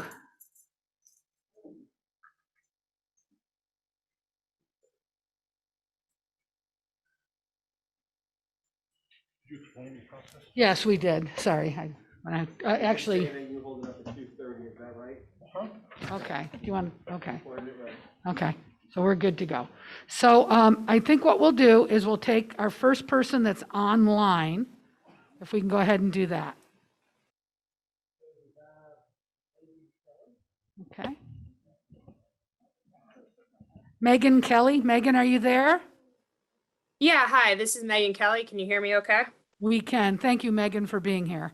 Go ahead. Okay, thanks. Hi, my name is Megan Kelly. I'm a parent at Zephyr Cove Elementary School. I'm also vice president of the Parents Club up there, and we just finished a huge project where we tried to install and update the play area in the back of the school. We're planning on having a ribbon cutting as soon as this Friday. It might be Saturday, it might be Monday. It was a huge project to undertake for the Parents Club. It was over $200,000. The Parents Club raised private donations from various entities, applied for grants. The school district donated some wood chips and also some men hours. And prior to the playground rehabilitation, the pavement was uneven. It wasn't accessible for people with disabilities, so it didn't qualify as ADA. There was no green space. It was 100% blacktop. There were daily injuries. I mean, every time I was there looking at the site to kind of plan out the project, there would be kids crying or injured or scraped knees. The pavement was super uneven. Kids would trip and fall all the time. The play structure was way too high for the kids. They would fall off. They were banned from various things on the play structure because they weren't safe for that age of kids. We were hoping after listening to the ESSER presentation that maybe some of these funds could work, but it sounds like they're already obligated. We're still about $35,000 short, but we tried to do the project correctly. You know, the school up there is old. There's a lot of things in the past that haven't been done the right way. So while we were in there, we fixed drainage issues. We made sure there was clean pavement seams. You know, we made sure everything was meeting the current standards for elementary schools. And there's still a ton of issues at the school. There's cracked footings on the cantilever roof that seem dangerous under high snow loads. There's plumbing issues such as brown water that comes out of old pipes. There's air quality issues. It would be great to have an indoor sensor, especially this past few weeks, so we would know what the air quality inside the building is. And I'm really glad to hear that the district is hiring a new engineer. Hopefully he or she can take a look at all of the issues at Zephyr Cove School and that I've pointed out and make sure that it's a safe environment for both staff and students. And hopefully maybe you'll come to the ribbon cutting. And if you're interested, I guess email the Zephyr Cove Parents Club to find out more information. It's zcesparentsclub@gmail.com. Thanks a lot. Thank you, Megan. Okay, next we'll go to our live, and the first person on our list is Virginia. Thank you. And oh, yes, absolutely. And can you please state your name for the record again? Thank you, Virginia. Maybe spell it. Virginia Niece. Good afternoon. I'm a retired registered nurse, labor and delivery, OR, lots of specialties. I retired when I was told by my supervisor that we had to move our laboring women into a special pressure positive room to deliver their babies because their babies might need oxygen, which sometimes they do when they're born. Sometimes we have 3 laboring women at the same time in one pressure positive room. That wasn't going to work for me. My license does not include not resuscitating babies when they need oxygen. So I retired. The mask that we're all wearing is not going to protect you from COVID. It is not. Science has proven it. I'm wearing it out of courtesy today, but to be honest with you, the difference between a virus and a bacteria, which the pressure positive rooms are there for, is major. Microscopic bacteria versus electron microscopic virus. So if you think those masks that you're all wearing are going to protect you, you're wrong. They are not. That's the science. The rest of the science is that vaccinated people are now super spreaders and that they are manufacturing spike proteins at a phenomenal rate in their organs. And so now we have more to fear from the vaccinated than we do the non-vaccinated. Nonetheless, moving on, your IgG, which is your immune globulin, natural immunity, is more powerful, even though the CDC will disagree with you, is more powerful and has a longer memory, as do your T cells, to prevent you from getting COVID. That's all beside the point. The point is that we're all wearing masks here, that we're all following along, that we're all doing what we were told to do because of whatever reason. Financial leverage by the state will withhold your funds if you comply, all those types of things. Ask yourself, let's be critical thinkers, because that's what we're talking about, right? Critical thinking. You yourself said, oh, well, we don't want any presenters, but we want to vote on it. We need presenters. We need the facts. We need the science. We need to be critical thinkers. We need to look deeper at what's going on and what is the truth. We teach our children to be critical thinkers, yet we ourselves are not. So I ask you again, before you follow mandates, follow the science. Ask yourself, why are nurses and doctors not getting the vaccine? Why do they not wear masks? Because they know they don't work. How can we trust our elected officials if our elected officials are following along blindly? We're leading into CRT, and you want us to believe that you're going to look at CRT and its Marxist philosophies? I'm sorry. We have our doubts. Thank you, Virginia. Next, we'll go back online. Is there anyone online? Okay. Maggie, are you there? Hello, Maggie. If you need to unmute, it was what, *9? Oh, she's not on the phone? Do you see her?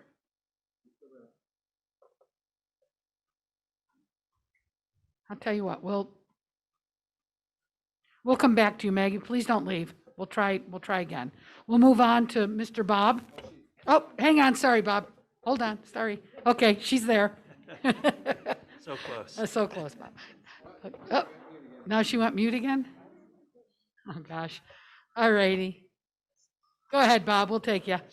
If you could please, for Karen, our secretary taking notes, if you could state your full name, spell your last name too, please. Is this on? Can you hear me? Yeah, Yeah, talk, okay. you got almost Yeah, to get eat it, close, though. so. Okay. This relates to what Virginia said. I'm going to present some of the science as to why I am against mask mandates. Okay. First, your name, hon, your Oh, name. Bob Russo, for the record. It's on. Can You people gotta hear get me right in okay? there. Okay, all right.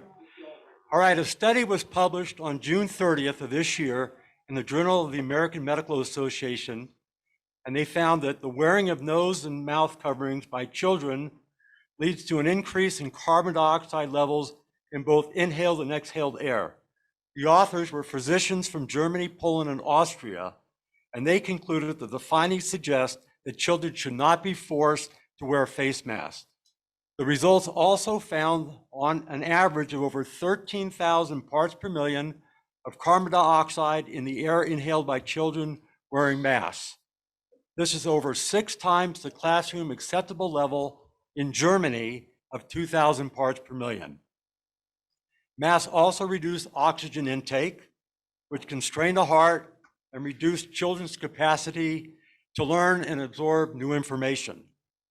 They also hinder the social and emotional development of children who depend on face-to-face contact and communication to socially develop.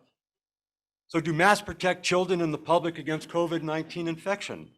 The Denmark study that was conducted in 2020, a study that researchers hoped would show that wearing masks would cut the infection rate by half among wearers, found no significant difference in the COVID-19 infection rate between the group that wore masks and the group that didn't.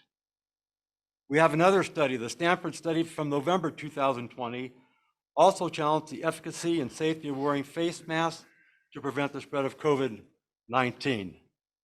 The study concluded, and I quote, "The data suggests that both medical and non-medical face masks are ineffective to block human-to-human transmission of viral and infectious disease such as SARS-CoV-2 and COVID-19.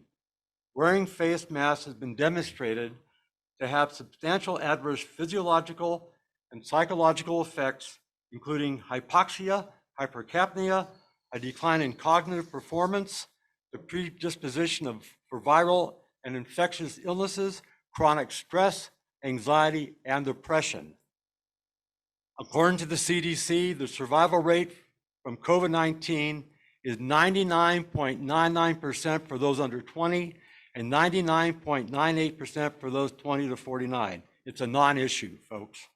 Those who contract COVID-19 develop a natural immunity against it, which can last a lifetime, while vaccine antibody immunity is short-lived, 6 months maybe. Given what the data shows, and without getting into the potential risks of the COVID vaccine for young people, such as myocarditis and infertility, it is quite clear that both masks and vaccine mandates should be firmly rejected by the Douglas County School Board and everybody else here. Thank you. Thank you, Bob. Back to online.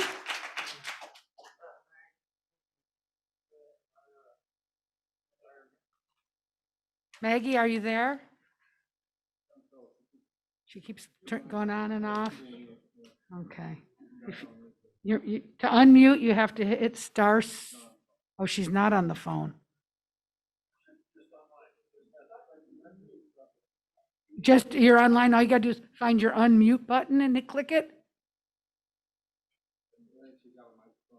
Okay. I'm sorry. You can I think she can also text in, can't she? Or no, no, sorry. You call in maybe. Okay, we'll move on. I'm sorry. We'll move on to Nick. Is it Brashears? I'm not sure how to say your last name. Mr. Nick, if you could come up and state your name and maybe your full name first and last, please.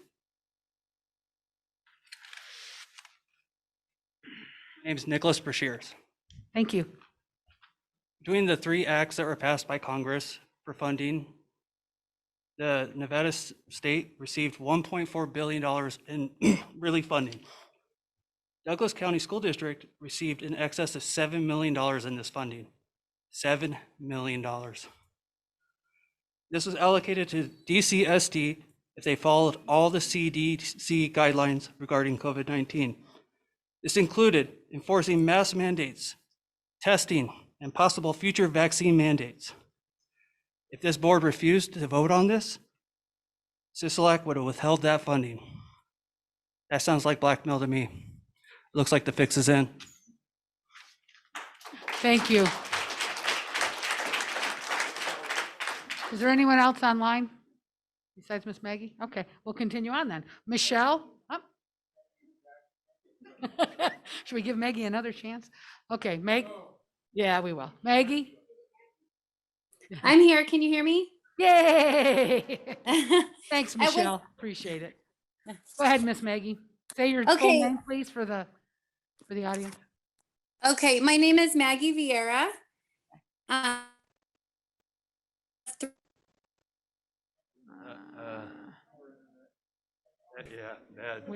We lost you, Maggie. Okay, can you hear me? Yes, we can. Go ahead.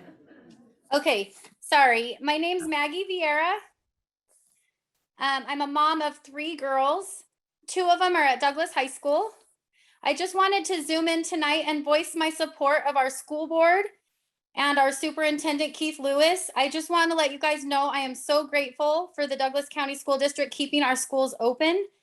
To be honest, I don't love the masks or the rapid testing for sports. However, I understand that these things are in place to keep our schools open so our kids can have in-person learning, which is so important for classes like AP Chemistry, Calculus, Agricultural Sciences, and I'm just super grateful that we're able to have sports at all and to have classes. And I just want to let everyone know who's worked really hard to keep our schools open that I really really appreciate that our schools are open, and I appreciate all the hard work that you've been doing.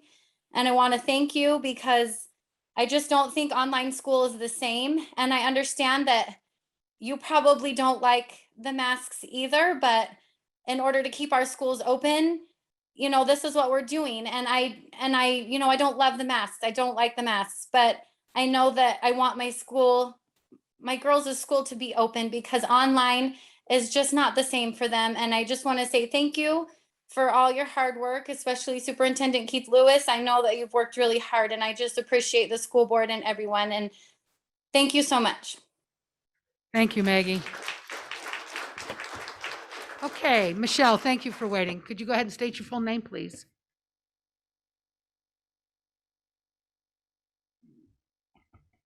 Is this on? Yes, Okay. it is. Great. Michelle Long. I was going to talk today about Katie M., a school counselor at Powaloo, and her comments made in a Facebook group of over 5,300 community members, mocking the brave parents and children that peacefully protested at Douglas High. I was also going to talk about Trustee Rob Lehman's subsequent comments in that same group of 5,300 community members, where he decided to call me rude. But no, that was more about me and not the kids. You see, I can put my ego aside and focus on what is really important, and that's my children's right to an unbiased education, their right to medical freedom. Then why am I here? I'm asking the board today, what are you doing to ensure those rights? Are you working behind the scenes again, Keith Lewis? Are you not telling us that you're working behind the scenes like you did over the summer? Have you given up? What is your policy for practicing medicine without a license? Are you only following tyrannical orders from the governor and state health department so that you can get funding? Because you are always telling us it's not about the money, it's about the kids. You have proven that that is not true. What exactly are you doing for our children? I will tell you what we are going to do. Parents, if you are concerned for the health of your children and a school system that is practicing medicine without a license, reach out to an advocacy group right away. There is one in Nevada, Nevada for Kids' Choice Facebook group, and you can receive information on school choice because we are done following your rules. You work for us, something you need to be reminded of.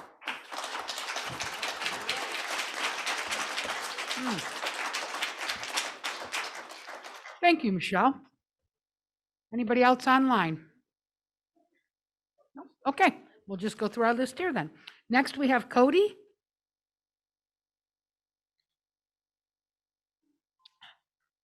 Cody, if you would please state your full name for the record, and thank you for being here.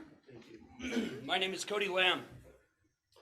I'm a retired Marine, retired in 2016, and I began working for OSHA in 2016. I was considered a lead investigator. I did many high priority investigations, such as Argenta Hall, when that exploded, that was my investigation. Delta Saloon, when that exploded in Virginia City, my investigation. I tell you this because OSHA entrusted me to conduct the highest priority inspections and investigations for this state. I am an OSHA expert. I resigned in 2019 because OSHA doubled their citation amount from 7,000 to 14. I did not want to put businesses out of business. I did not want to put employers out of business. So why I'm here today is to remind you there is a process for OSHA when there's a hazard. First, you have to prove there's a hazardous condition. What is the hazardous condition to require this? COVID-19, I would challenge you, where's the test to show me it is in this atmosphere and why my daughter, my 5-year-old daughter, is wearing this? I'm here almost with tears in my eyes. You guys, this is nonsense. Nonsense. You woke up a beast. Knock this off. I don't know if it's your funding or what it is, but it doesn't work. It does not work. You have to prove there is a hazardous condition to implement a control. NRS 618.375, Nevada Operations Manual, and the Field Operations Manual state you must first prove to me there is a hazardous condition. What is it? Where is your test method? Chernobyl blew up in 1986. Radiation is in the atmosphere, and to this day, they have a control method. Why? Because they can detect it. You cannot detect COVID in this atmosphere. This is garbage. Please, I'm begging you with tears in my eyes, stop this. Number 5. Thank you, Cody.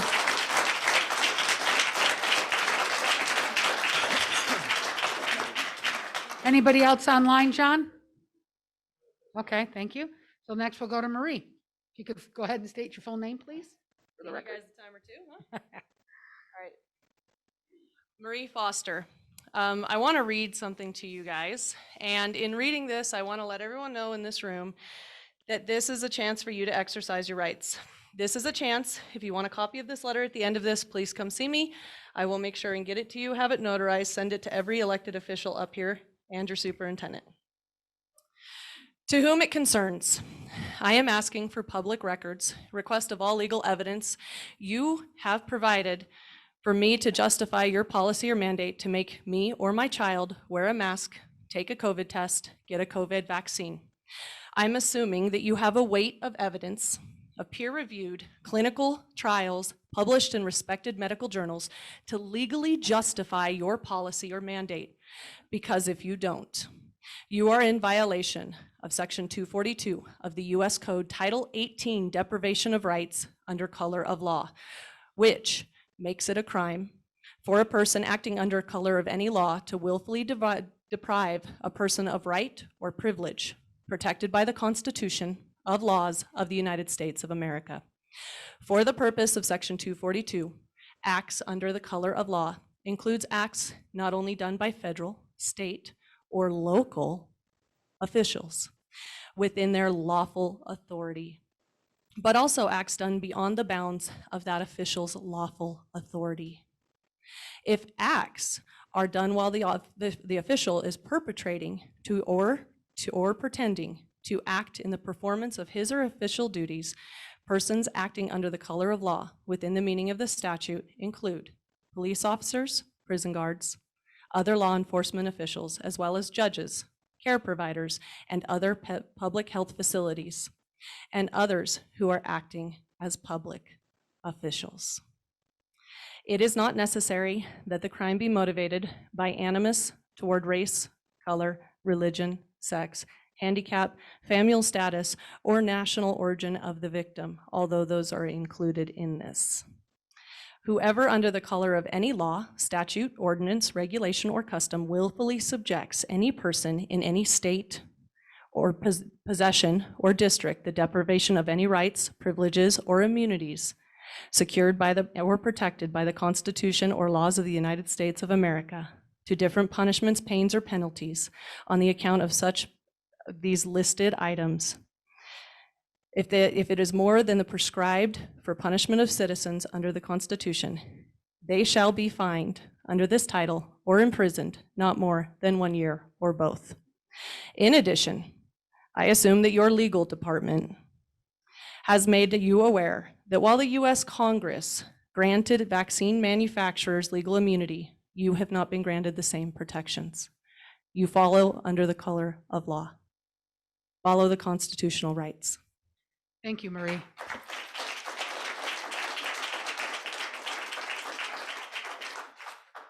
I have Teresa on here, but she says she's going to call in via Zoom. I don't know if she's on Zoom. No? Anybody? Oh, we'll take our online person. Yes, Todd, are you there? I'm here. Can you hear me? We sure can. Go ahead, Todd. Thank you for being here. State your name Good morning. first, please. My name is Todd Poth. I'm a parent of 3 kids in the Douglas County School District, 2 in preschool, one of them in 2nd grade. I also have a special needs child. First of all, I want to thank everybody, Superintendent Lewis and all the board members for all their work. I know this has been a tough, hard slog for the last 18 months, and I do not envy any of you. I'm still trying to wonder why Keith actually applied for the job, tell you the truth. But I just want to say, I agree with the caller before. I think the priority for this year is keeping the schools open. In-person learning is a priority. No one likes masks. No one does. But I know there's lots of people that say they don't work and stuff like that. And there's studies all over the place. They're inconsequential and show different things and stuff like that.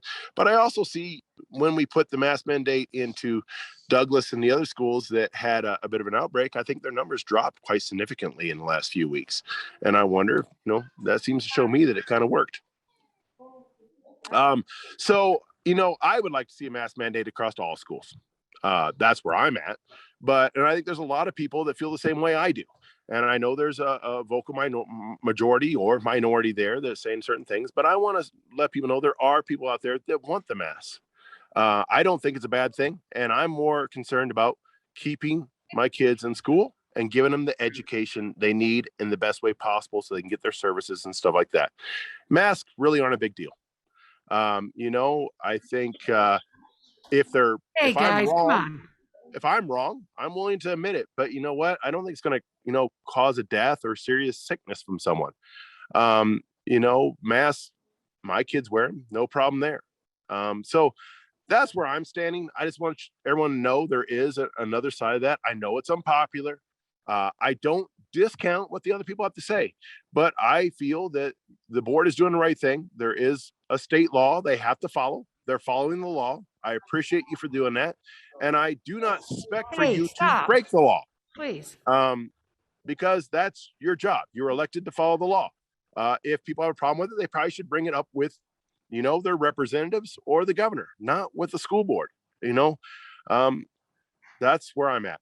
And I apologize if I made anyone in the audience upset, but that's the truth of it. Thank you very much for your time, your dedication, and all the work you guys do.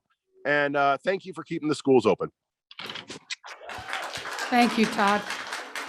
Hey, guys, I just need to remind you, this is an open meeting and we need to really we're doing so good, but we really need to keep our moans and groans to ourselves if we could do that, please. Okay?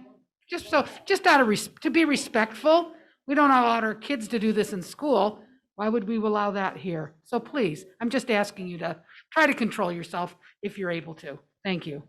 Next, we'll take Casey Rogers. I know, maybe. All those dead trees.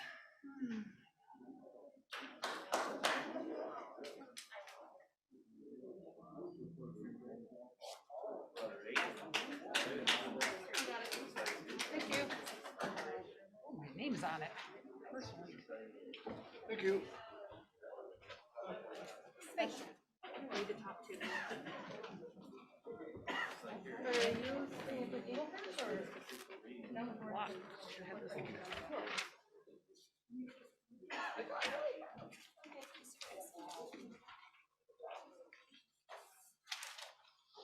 Is this on? It is. Can you go ahead and state your name, please? Yep, Casey Rogers for the record. Thank you. The scam. It's been going on for decades. Nefarious, intricate ideology manipulating the education system. We have entrusted our children to what is a corrupt system, grossly exposed by the COVID-19 fraud. You have been provided verified scientific evidence and data. You have provided nothing in support of your actions. Ideology, not education. The United States, 28th in the world in education. Nevada, 49th out of 50. In industry, in small business, in any arena, that is failure. The shell game. Corruption of money, a school union that intimidates politicians, leaders, administrators, school boards, and some teachers. Huge sums of money to manipulate education. The money doesn't follow the children. Administrators in the shell game, superintendents being paid hundreds of thousands of dollars, vacation pay, healthcare benefits, automobile subsidy, some get lifetime benefits. Teachers, $63,000 to $110,000 with salaries and benefits for 9 months of work. And raises in a failed system. Can't wait to see published salaries and benefits for 2020 for failed performance. Citizen tax dollars, huge sums go to education. 24% of the budget of the state of Nevada from the Gwynn Center analysis. A budget for an agenda of ideology, education performance. 49th out of 50 nationally, and a country 28th in the world. A congratulatory failure you give yourselves. The fix. Constant complaints about Clark County corruption. Conservatives and citizens with character of any affiliation do not compromise these ethics and morals, especially in the welfare of children. Shame on this system. The fix. We know your vote on these issues are predetermined. The scientific data is ignored. The corruption and money is embraced. You all are on notice. We understand the scam, the shell game, and the fix.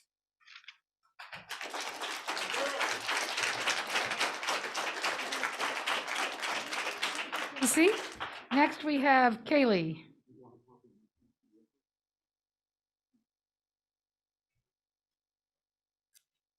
Please go ahead and state your full name for the record, and then you'll have 3 minutes.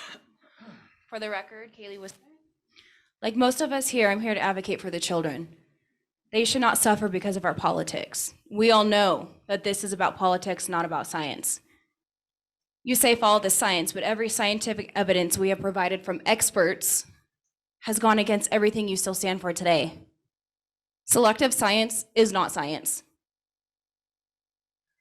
From a director, thank you for complying to wear a mask. Is a perfect example. It's about compliance and not about our health. You all have a choice in the matter.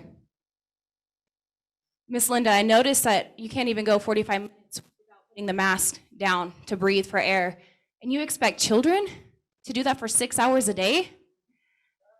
It's not right. You don't want to advocate for school choice because you can't compete. You and the union squash charter schools and private schools because you can't compete. You don't want to advocate for homeschooling because you can't compete. You only care about graduation rates, not the long-term success of our children, and knowing that education is a fundamental backbone of the society. You advocate for dumbed-down graduates with a heavy emphasis of ideology. And the education elites, you guys should care about your own education of issues, but you don't. You have demonstrated yourselves in your actions. Any debate based on the predominance of information.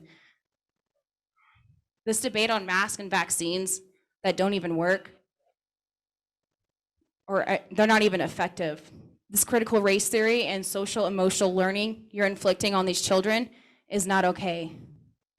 You, the leaders, fail to acknowledge scientific facts and data because you yourself are co-opted by ideology and false unsubstantiated rhetoric, corruptive forces of the system. You have become subservient to ideology and have abandoned and lost your thirst for truthful knowledge seeking. You have surrendered to intimidation, corruption of power, corruption of money, and sold your educational souls. So let me tell you that judgment day is coming, and it's coming soon. Many of you are exposed for lack of honest intellectual inquisition of information, and you've become lazy.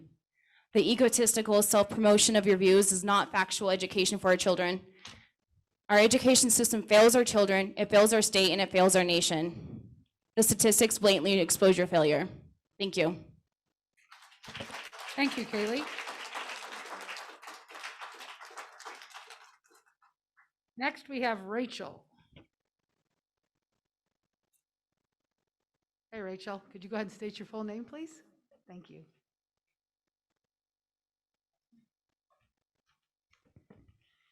My name is Rachel Jones. The fix is in on the testing. and the fix is in on the masks. What's next? Mask mandates or vaccine mandates? Is that what it is? The fix, we all know how you're going to vote. You will come uneducated and told what to do. Follow the ideology. The gene sequences spike protein, it's a toxin. No jab in the arm prevents infection. The spike protein causes organ injury, low oxygen levels to the lungs, brain fog, heart myocarditis, scarring of the heart muscle, from healthy cells to scarring in children for a lifetime. Kidney failure, high concentrations of toxins in ovaries, 13 times spontaneous abortions in the first trimester. Future infertility, think about that. In 2002, 19 years ago, Dr. Anthony Fauci, MD, and Dr. Ralph Baric, PhD, created a biologic weaponized SARS coronavirus in a lab. A crime according to the Biologic Weapons and International Law.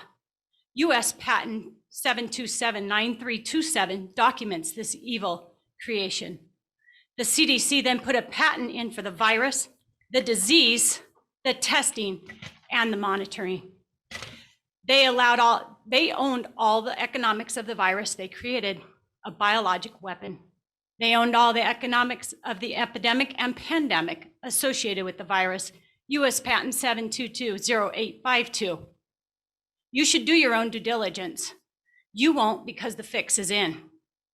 Here's a warning to all medical practitioners, doctors, and nurses. I was just carrying out orders. It's not a legal defense.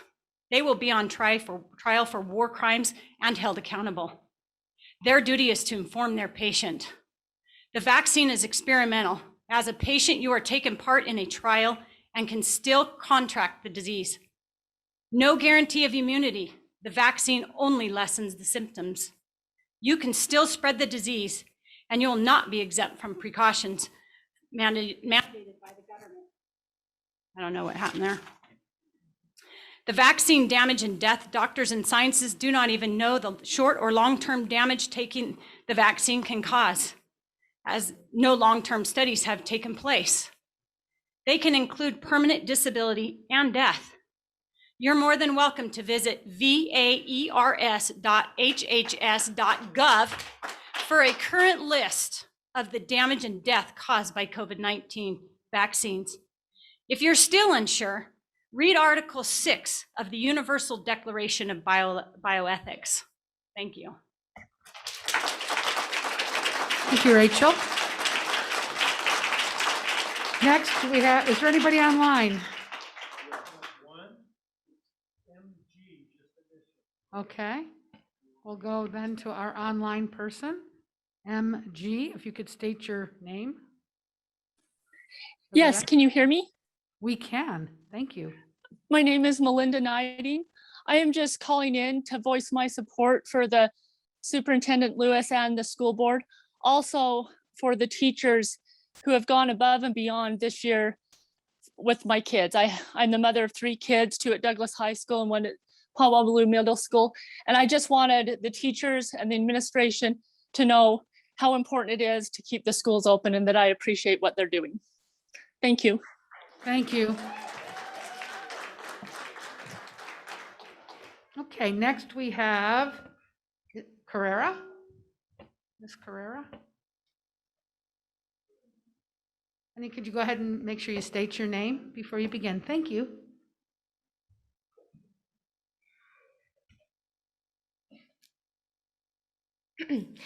Hello, my name is Carrera Jones. Oh. Sorry, it's on. It just, you have to speak, bro. Hang on. There we go. Hi, my name is Carrera Jones, and I'm a freshman at Douglas High School. I'm here today to share with you my experience of the new mask mandate. On August 30th, 2021, I went to school without a mask on. I walked into my first period, took a seat, and started with the materials I needed for my class.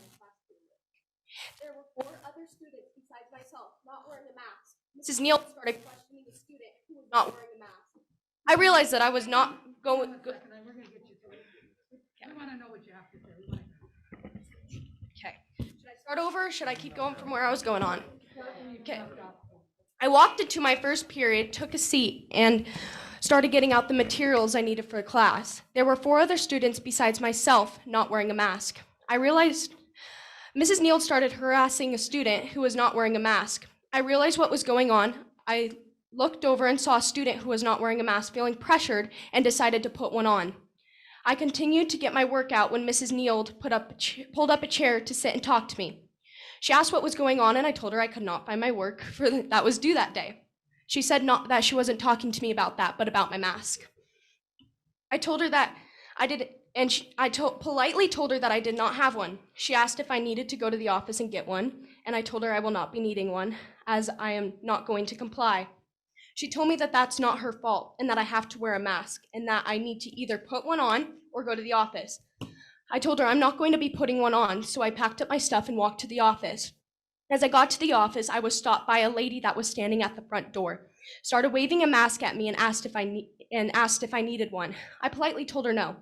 I told her that I will not be needing one. She waved it near me more and says I have to have a mask in order to be inside the building. I told her that I will talk to the office lady. By the time I walked up to the counter and started talking, the lady at the door interrupted me and told the lady that I'm refusing to comply. She opened the door and told me to sit in the chair in the middle of the front office. I sat down. The lady at the door told me that she was going to get an administrator. I didn't know what that was. And at the time, I was getting nervous about what was going to happen to me. I quickly texted my mom on my Apple Watch, shaking. I could barely type because my anxiety was very bad. After 2 attempts, I was able to type, "Help." A lady came up to me asking me what was going on. A kind lady, actually. As I started to speak, the mask-waving lady interrupted me again, saying that I'm not complying. The kind lady asked for my name, gave me a piece of paper so she can get my work for me. I thanked the kind lady. I explained that I would not be going to school wearing a mask. One of the ladies surrounding me in the office told me that I was not going to be coming back to school for a while then. My mother showed up from across the street at the peaceful protest to get me out of that situation. A man came up asking who Carrera Jones was and that her mother was here to pick her up. I stood up and said that was me. I walked out of the school building that Monday morning, feeling so scared and harassed, I was shaking. I came to school for my education, and your rules are taking that away from me. They say school is supposed to be a safe place. That Monday morning, I did not feel safe. I'm almost finished. Can I finish this? I'm here not only for myself, for other peers around me. When we wore masks in 2019 to 2020, I realized that my peers and I became non-social, insecure, and lots of depression. I know I'm not the only one who has anxiety, depression, and lack of communication while wearing a mask. I feel that each person should have a choice, because that's what America is about. Choice. And you are taking that away from us. Yes, you can come to tell us that there's many cases of COVID, and yes, they are. But I would like to ask you, where are the flu cases? Where are they? COVID is a new sickness, but COVID started when I was in 7th grade. But now I'm a freshman. Almost 3 years of being told to be scared and acting like sheep, doing what you tell us to do. As a student at Douglas High School, I feel like you don't know what is going on inside the classroom or inside the halls. That's why I'm here speaking up, not just for myself, but for the peers around me. Thank you. Thank you, Carrera. Next we have, is there anybody online? Nope. Next we have Virginia.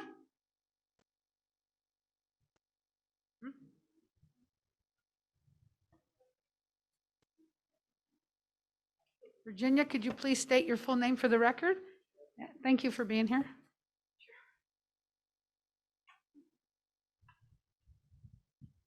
My name is Virginia Sterrett. The NEA has come out in full support of critical race theory, and I'm not surprised. Part of my professional career as an assistant English professor at California State University, Fullerton, was teaching students who wanted to be teachers how to comprehend and convey the richness of great literature, essays, and poems. So it was that in the 1980s, I was disturbed at the hot trend in my discipline to embrace the philosophy of a Brazilian Marxist educator named Paulo Freire, which asserted that the education system in America functioned as the oppressor, forcing lies that the oppressor, called knowledge, on the oppressed, who were the students. Under Ferrer, truth is a construct.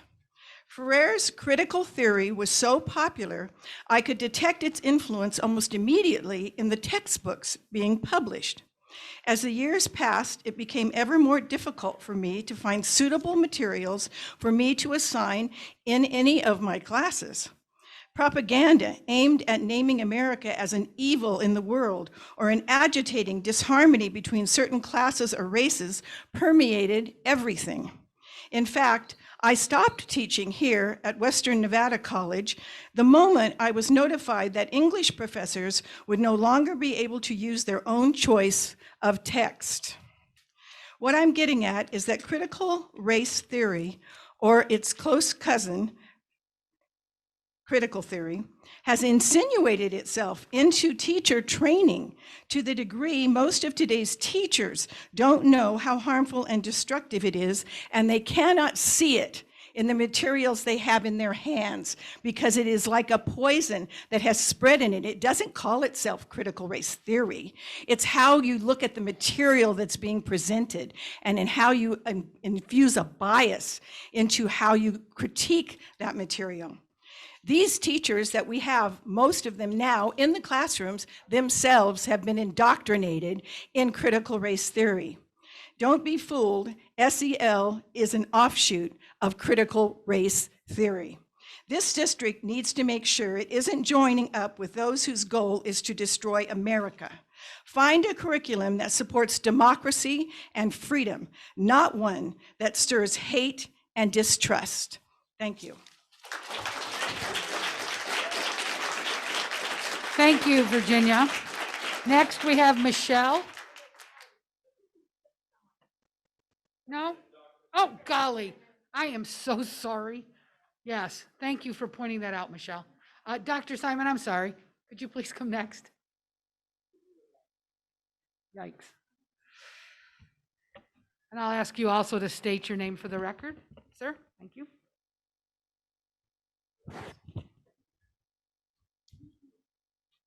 I'm Dr. Fred Simon. I'm a medical doctor. I'm an intensive care unit doctor.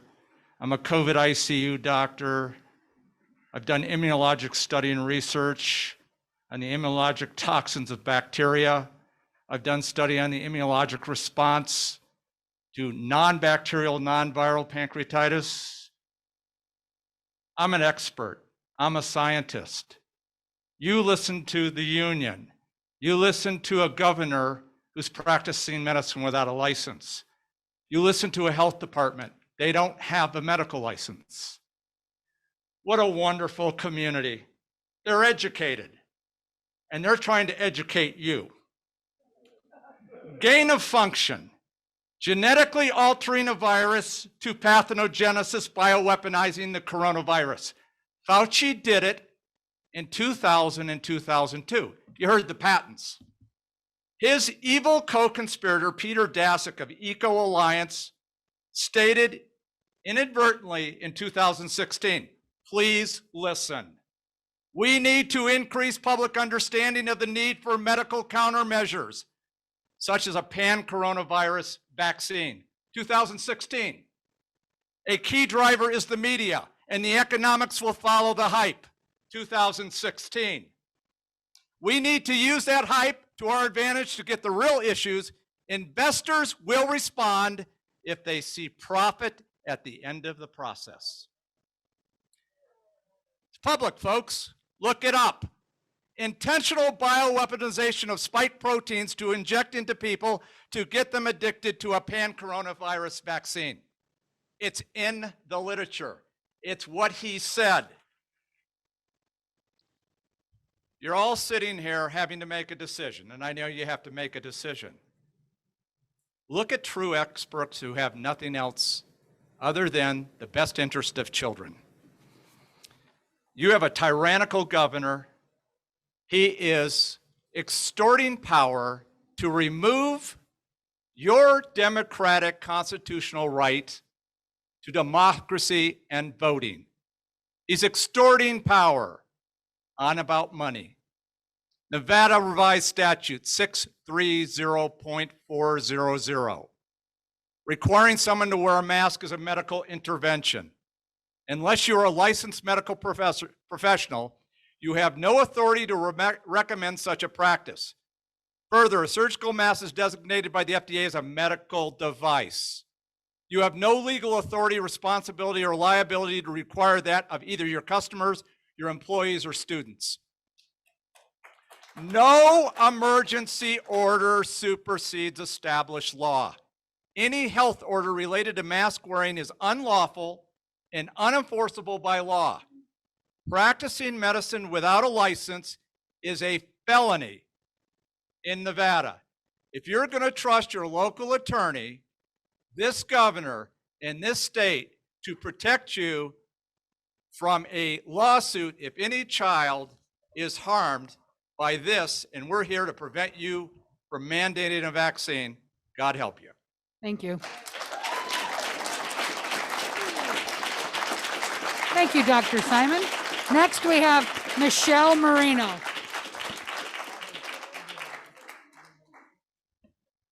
Is Michelle here?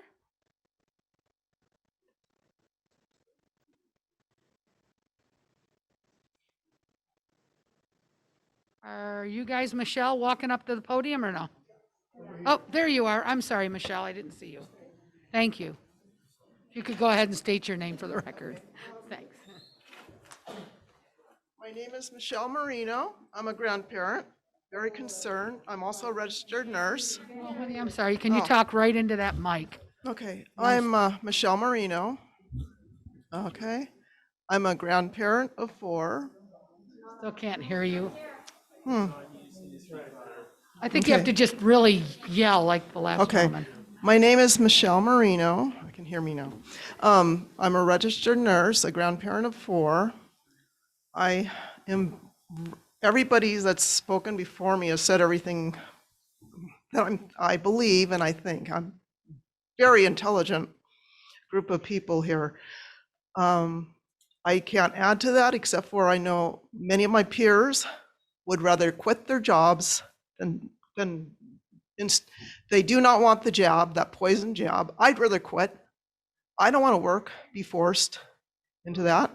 I believe masks harbor germs. I don't think it's healthy, and that's already been mentioned. So, and my children or my adult children will pull their children out of the school district if they have to be forced to wear masks, and especially if they're forced to get the jab. That's the last straw. If they're forced to get a jab, the COVID jab.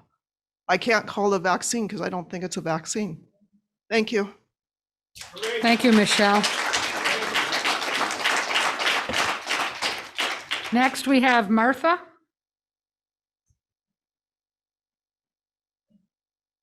Thank you for being here, Martha. If you go ahead and state your full name for the record, please.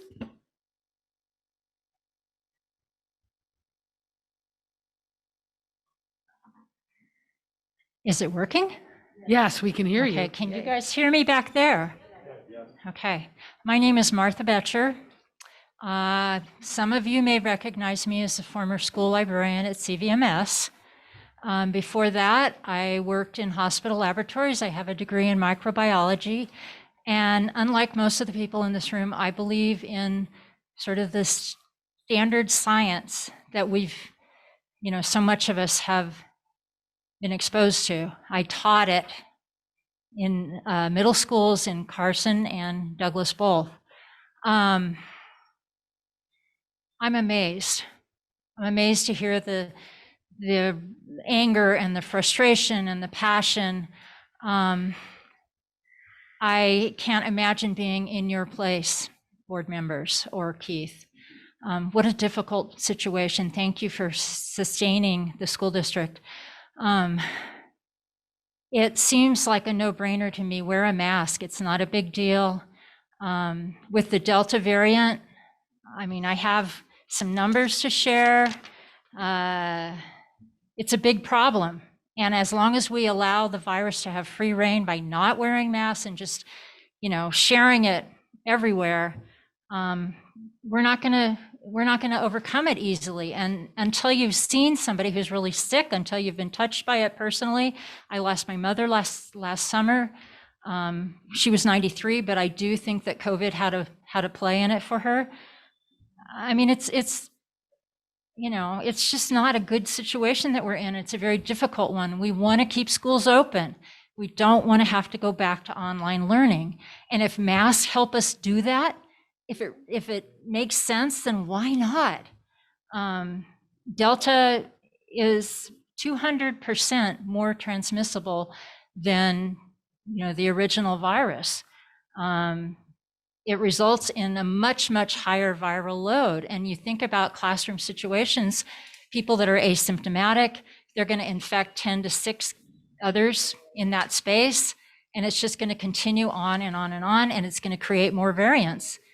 What would have happened during the polio epidemic if we'd dug in our heels? What would have happened? Smallpox. I lost a 4-year-old brother to measles because I brought it home to him before the vaccine. I mean, we need to work together. We need to find common ground and move forward and protect our kids. Thank you. Thank you, Martha. Next, we have Garth.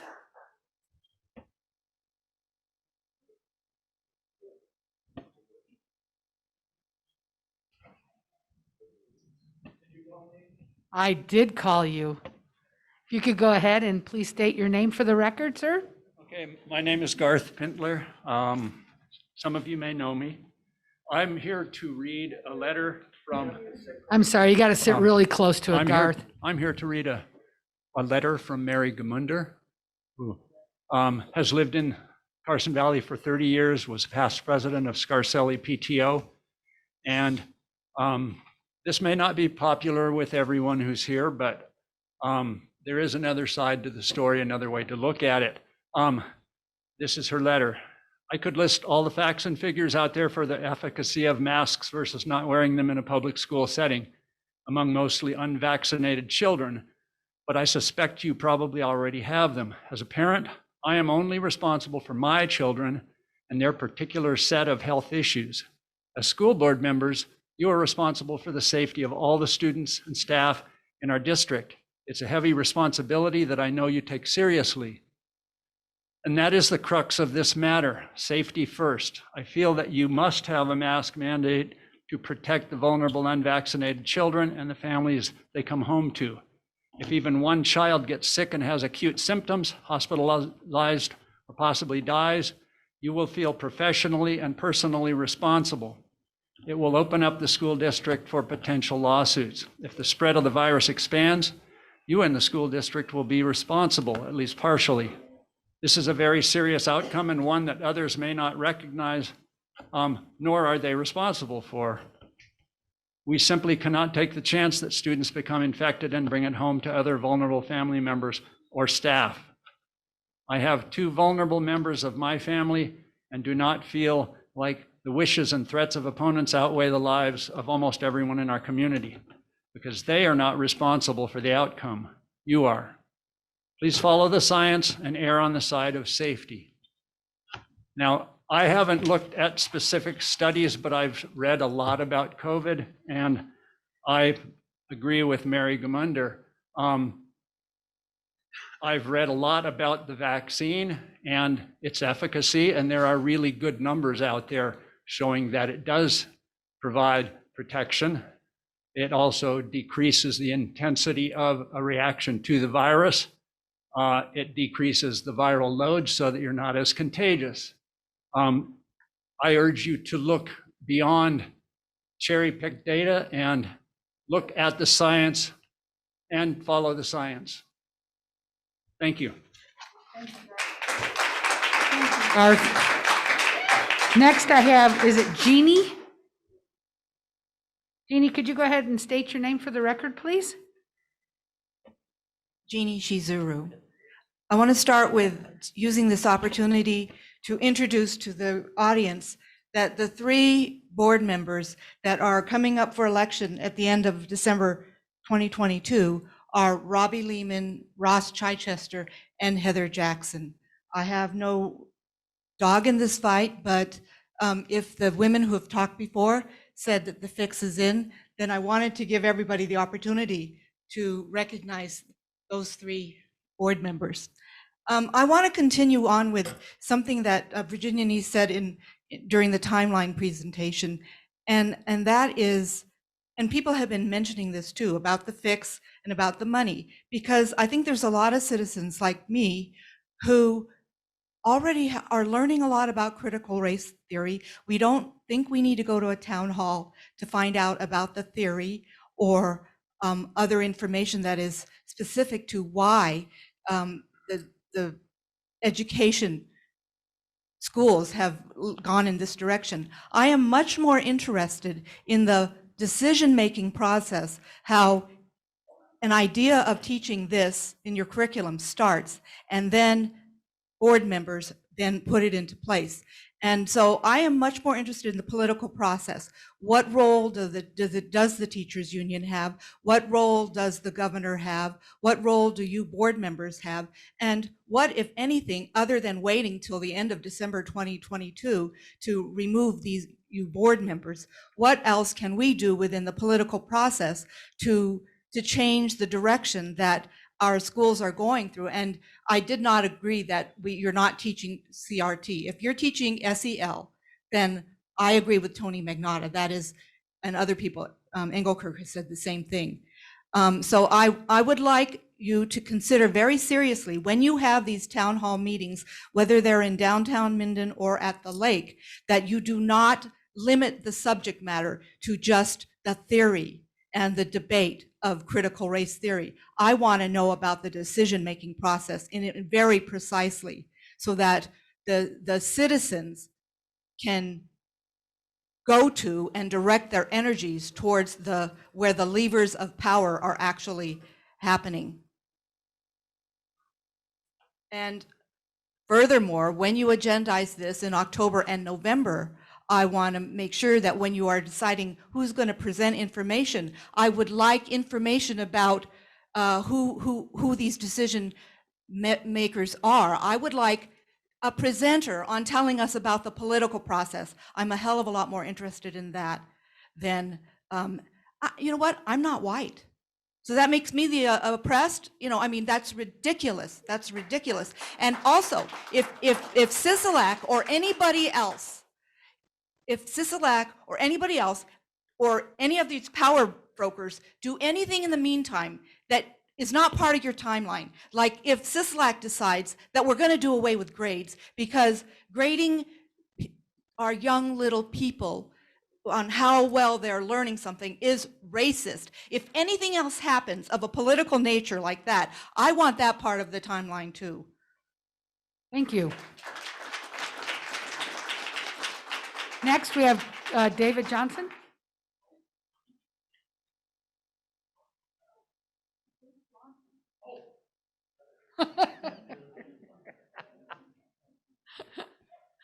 He's the only David I have on here too, by the way, just so you know. You're good, Dave. Oh, good. Go ahead, state your name for the record, please, sir.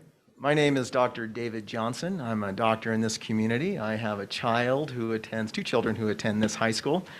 One of them is immunosuppressed. I am also the Vice Chief of Staff at Carson Tahoe Hospital, and my training before I did medical school was in molecular and cell biology. This is kind of my wheelhouse.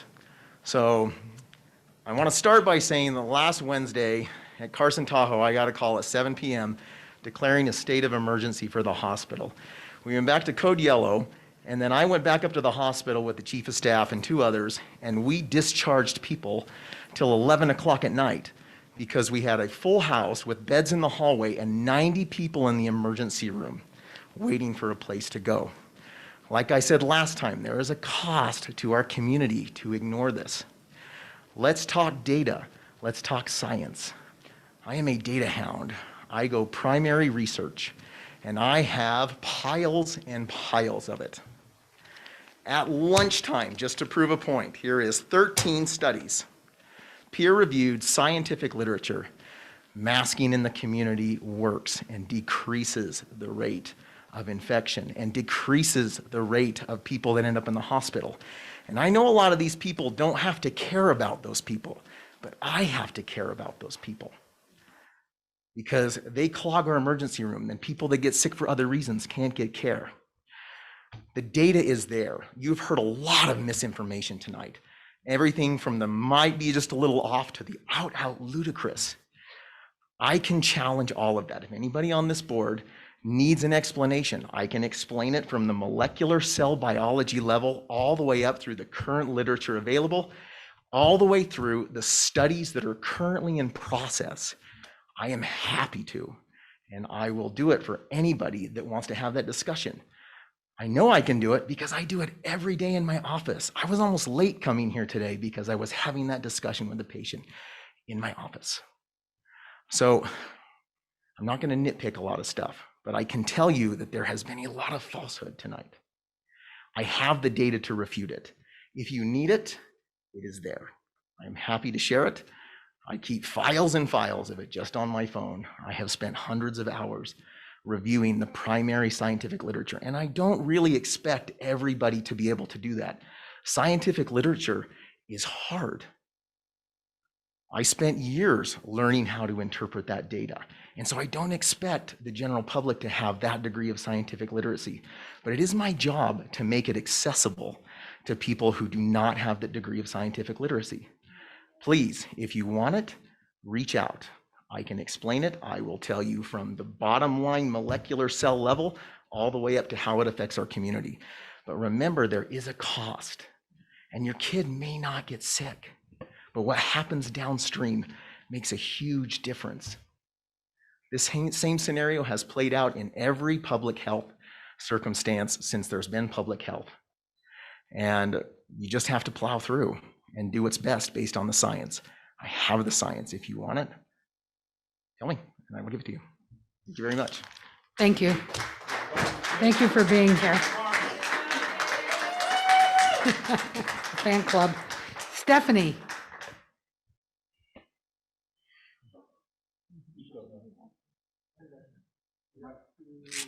Okay, we'll do Stephanie and then we'll do the two online. Thank you. Thank you for being patient and waiting. If you could go ahead and state your name, please, for the record. My name is Stephanie Christensen. I want to say thank you to our superintendent and our school board. Because I have many kids, what happens here matters to me. I'm busy and I can't always be involved as much as I would like. But I have full confidence. I'm sorry, I get a little emotional when there's contention, and tonight has been hard for me. I have full confidence that our district is in good hands. From the decisions you've made thus far on matters relating to school start times, COVID-19, the smoke, choosing materials that are taught to our children, I know that you want what's best for our kids. When everything was first shut down, our schools at-home digital learning it started quickly. And while it wasn't perfect, I saw a much greater effort in our district to keep learning continuous than any of the other districts that my siblings live in. Our children have been in school in person far more than our out-of-state cousins and friends around the country. Likewise, none of our cousins and friends have even been allowed to go without a mask thus far. I really don't like masks. I hate them. I find the mandate to wear masks infuriating. In fact, I've been angry about a lot of things this year. For the last, 18 months. Angry about a loss of freedoms, angry about how political it's become, angry about masks, and mostly angry that my kids have lost so many life experiences. But I think our board also dislikes these things. But I think our board is weighing the options carefully. Are certain issues worth losing major funds? Is flouting the state law worth the repercussions? The last thing I want is the state taking control of our district. I don't want any more of CISLAC or the current Nevada state government's influence here. I love this community, and I feel like those around me share my conservative values. We just have to stay unified and kind and civil to each other. Civility is a characteristic that I want my kids to learn, and it starts with us. It starts in this meeting, the way we treat each other, the way we treat the school board. I love that there's so many people here that are passionate about fighting for our kids, but their anger is misdirected. We could really use that passion and that fight at the state level, the source of all the ridiculous mandates, We need to stay unified as a community and kind to each other.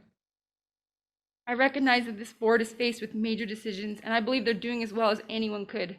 They're not always going to do what I want them to do, and there have been instances in which I haven't agreed with what they're doing, but overall, I think they're doing a great job. Thank you for providing a safe place for my children to learn.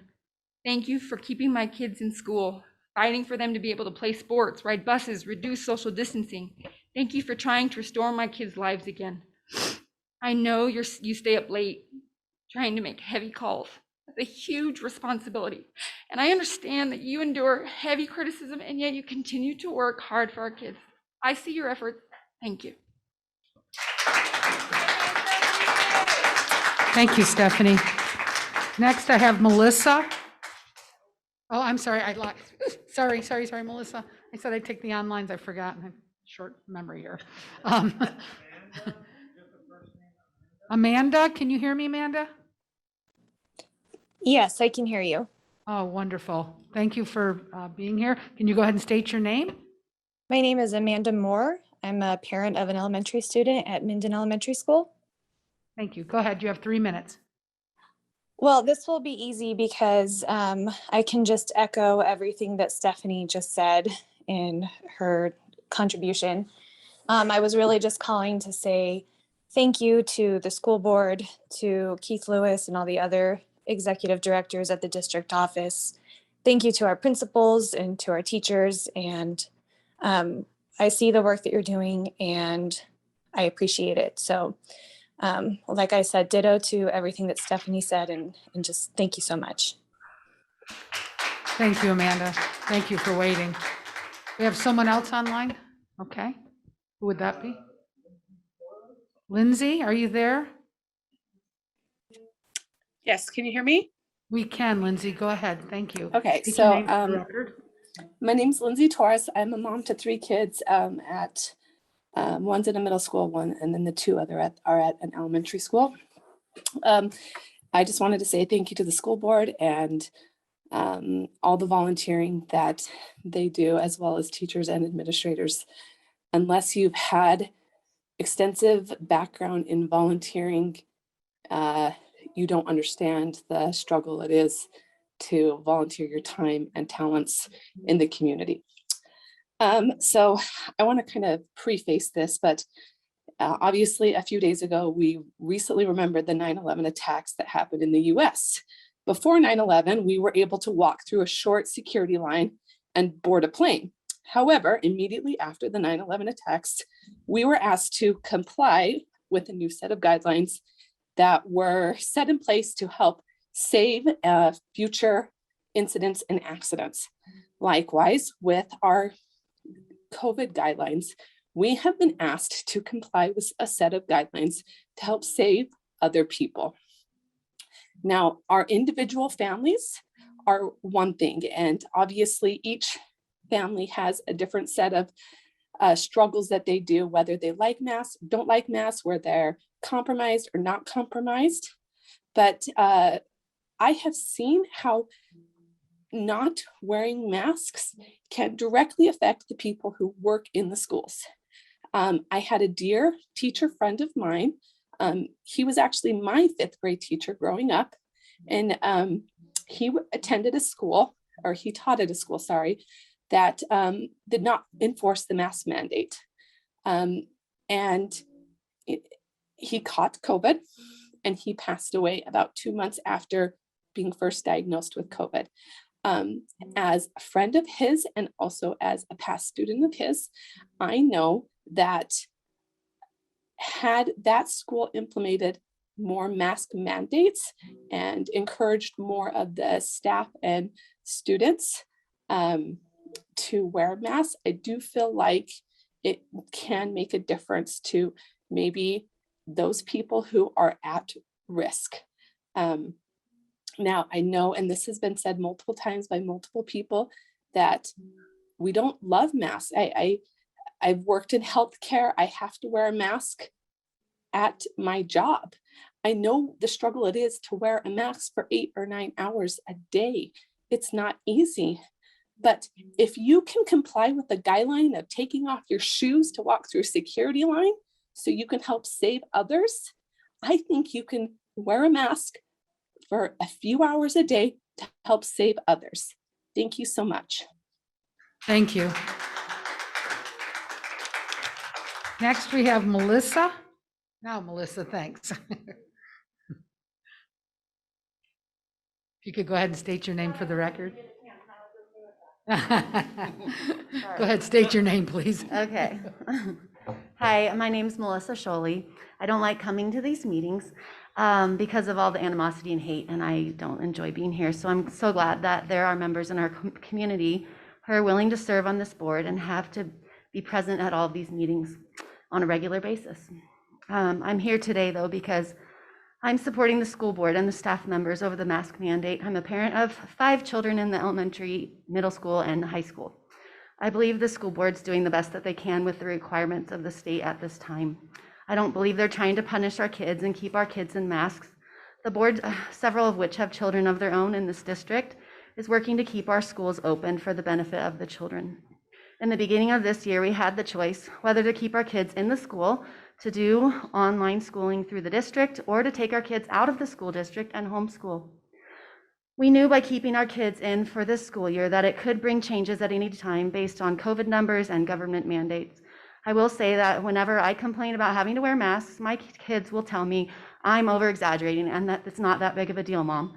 I guess they're easier to adjust to the changes required, whereas I have a harder time with it as an adult. While I have my own opinion on COVID vaccines and masks and the effectiveness of them, I do understand that we are required by state laws at this time on this issue. And that's why we vote locally, state level, and nationally. Thank you. Thank you, Melissa. Thank you for waiting too. Next, we have Leah.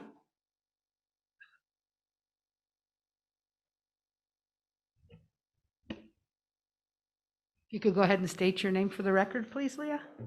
Thank you. Can you hear me? We can. Okay. My name is Leah Casper, and the biggest thing I want to say to everyone, everybody, school board, everybody who's here, all the administration, thank you so much. And I wasn't going to cry, but I have 3 children right now who are currently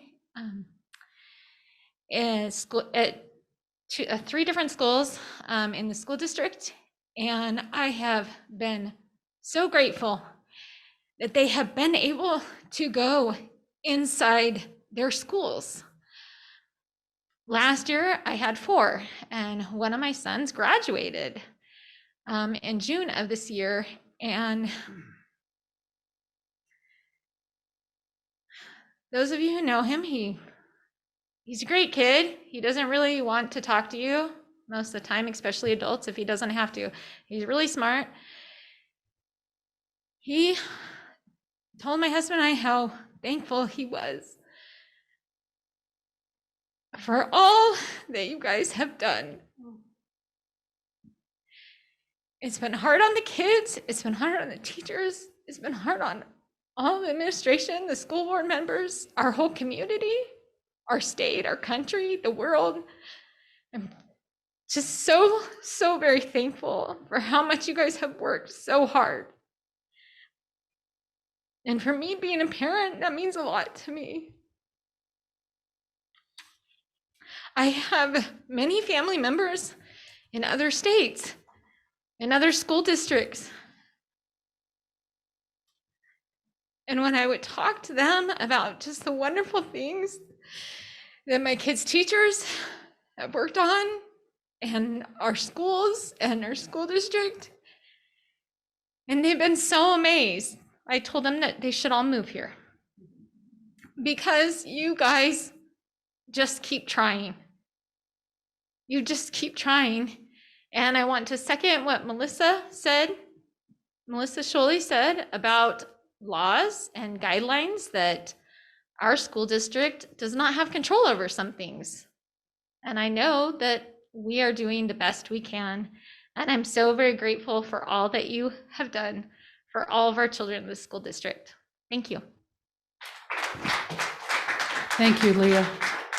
And then the last one that we have on our list here this evening is Mr. Justin. Thank you for waiting, Justin. Lucky last.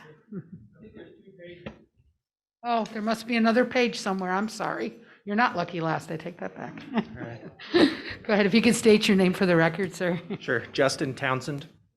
I have 3 kids in the school district. I know many of you varying degrees, and I just wanted to express my appreciation and support for what you guys do, and thank you for the time that you devote to looking into these issues. I just encourage you, and I know that you all do this, research the issues and deliberate and make your decisions as best you can. And as a community, I think the vast majority of us support you in whatever decisions you come up with, and we appreciate you. Members of the board and staff as well. And so thank you. Justin. I'm sorry, we have Miss Angela and Leonard. Did you want to come up to the same time, or did you want to do separate? It's up to you guys. All right, thanks.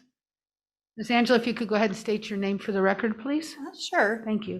My name is Angela Campagna, and I've had 4 children in this district, 2 that have already graduated and 2 that are still in the district. Our oldest child had cancer. And so I know a different side of the masks. Masks were told to us they don't block respiratory aerosolized viruses. So we homeschooled our son, our oldest son, because he was immunosuppressed and had 2 years of chemotherapy. We know that masks are not what they're saying they are. They do not block what they're saying they block. We know this. I know you've heard both sides from 2 different doctors here tonight, and you have a stack of papers of medical journals and articles that say certain things. But what I know from protecting my oldest son who had cancer, they don't work, okay? What they do is they cause us to touch our faces more, okay? We're not normally touching our faces this much. This is dangerous. And there should be a choice. If there's a risk, there should be a choice. Simple as that. They don't work. The other thing I want to address is transparency. Where is the transparency? What is going on there's a lack of transparency with what's going on. I appreciate what you guys are doing to try and keep the schools open. We all want our kids to be safe and to be learning. We all are trying to protect the kids. I understand that. But we need to focus on the choice of keeping our children safe, okay? And to do that, we have obviously contradictory things going on here.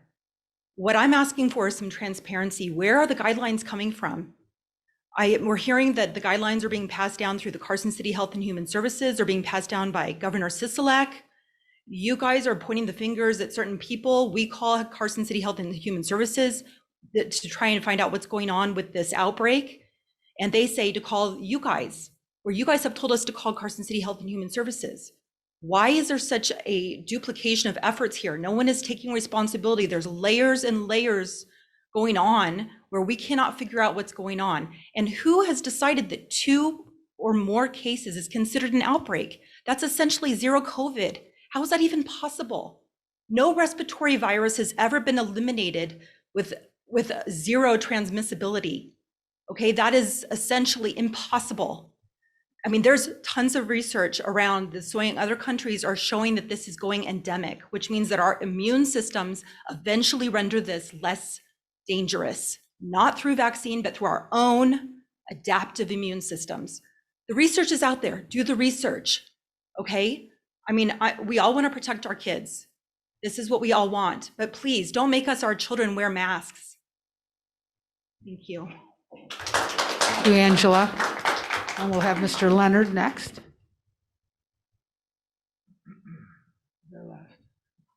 You're our lucky last, Leonard. Going last. Patience, lots of patience. Let's bring down the house, huh? There you go. Where did everybody go? I know. Can you go ahead and Is that state how your... it typically works? Usually. Yeah, now I'm starting to talk. So can you go ahead and state your name for the record, please, sir? Yeah, my name is Leonard Campagna, and I have 2 kids in the school district today, and I'm immune. I had COVID. I got over it. Let's all just get over it. We can do this together, okay? We've been homeschooling our kids for like the last 3 years because we weren't in the county. And man, when I came to this county in '98, I felt like I had found paradise. Like, holy cow, California, that's hell. This is paradise right next to it, you know? I never wanted it to change, never. We took a trip in 2018, took our kids out of the school. I was like, man, Douglas County schools rock, but let's get them some outside the county, teach them some other things, you know? When we came back, we're like, boy, things have changed. I don't like the way things have changed. It doesn't look so good anymore, okay? We only enrolled our kids in the school after you guys figured out how to get rid of the mask mandate. Congratulations. I mean, hell, you did it, right? What happened? What changed? Let's go back there, figure that out. I mean, I'd love to know what changed, okay? Where's the pressure? What are the pressure points? What are the levers that are being pulled? Share it with the rest of us so we can help you figure it out. This can be done. This can continue to be a paradise. If we look around, minus the last couple of months, it is a damn paradise. Let's get back to that, okay? Let's see the smiling faces of our children. Give people the choice on to wear a mask or to not wear a mask. If you're concerned, do what you think is right for your family. We are the parents of our children. We decide their health decisions. This is a medical device. You can't mandate a medical device. You just can't do it. It's irresponsible for you to do it. I don't know how you got to this slippery slope, but here we are. Let's figure out how to get rid of these things and give people the choice back. We must have a choice. I could literally go and live anywhere. I traveled to 22 countries in 3 years and all of the United States, the lower 48. This is still where I decided to come back to, but not like this. It doesn't have to be like this. None of us want this. Even those who are advocating for it don't want it. Reconsider it. Each of you, look at the evidence. It's out there. Just lastly, there's one bit that hasn't been said today. The Atlantic put out an article on a deep study that was just done on 50,000 hospitalizations, okay? It was done by Harvard and the Tufts Medical School and the Veterans Administration. I mean, this is sincere work, 50,000 admissions. And what they found out in these hospitals is half of those people had no symptoms of COVID or mild symptoms of COVID, yet they were coded as COVID patients. This is what we're following. Okay. We are being misled, okay? Gotta stop you. Thank you. Okay, thank you. Thank you for your patience. Thank you for being here. All righty, and that ends public comment. Forgot what we were. Let's see here. We are number 14, item 14, and we are on the designation of positions as critical shortage needs. Keith, is this you? This is me. Joe, sorry, Joe. Yep, I'll be quick. You guys have been through this every board meeting for the last 3 months. We're requesting that we designate school psychologists and teacher of the visually impaired as critical shortage needs positions.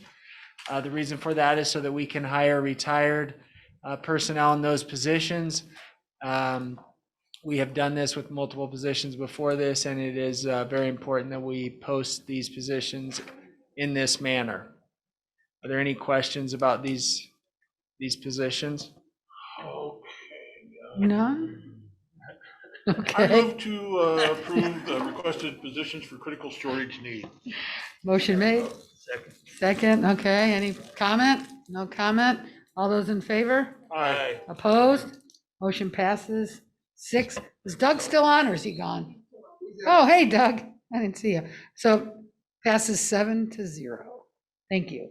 Okay, we'll move on to item 15.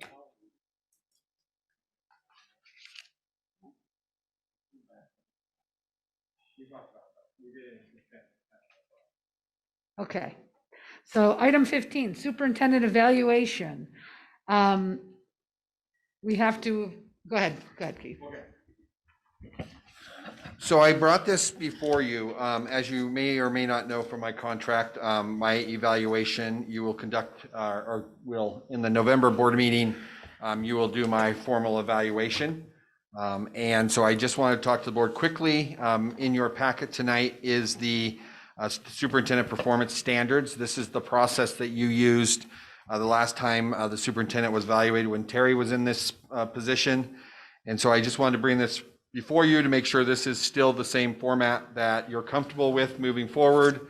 And if you are, then Brian will start that process in October, in which he'll reach out to you. It's confidential survey. You actually complete it via paper and then complete it online so that it's confidential. And Brian then will tally those results and write it up and then present it in November for you to either approve and or discuss further. Do we have any, do we want to have some conversation on this? Are we all okay with following the same process? Trustee Kangas? I'm willing to make a motion.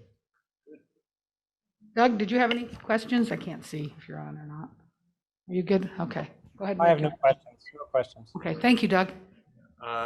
I move that we. Oh, did he say no questions? No questions. Oh, I'm sorry. Go ahead. I move that we follow the superintendent evaluation process as presented in front of us. Okay, thank you. Motion made, seconded by Trustee Magnata.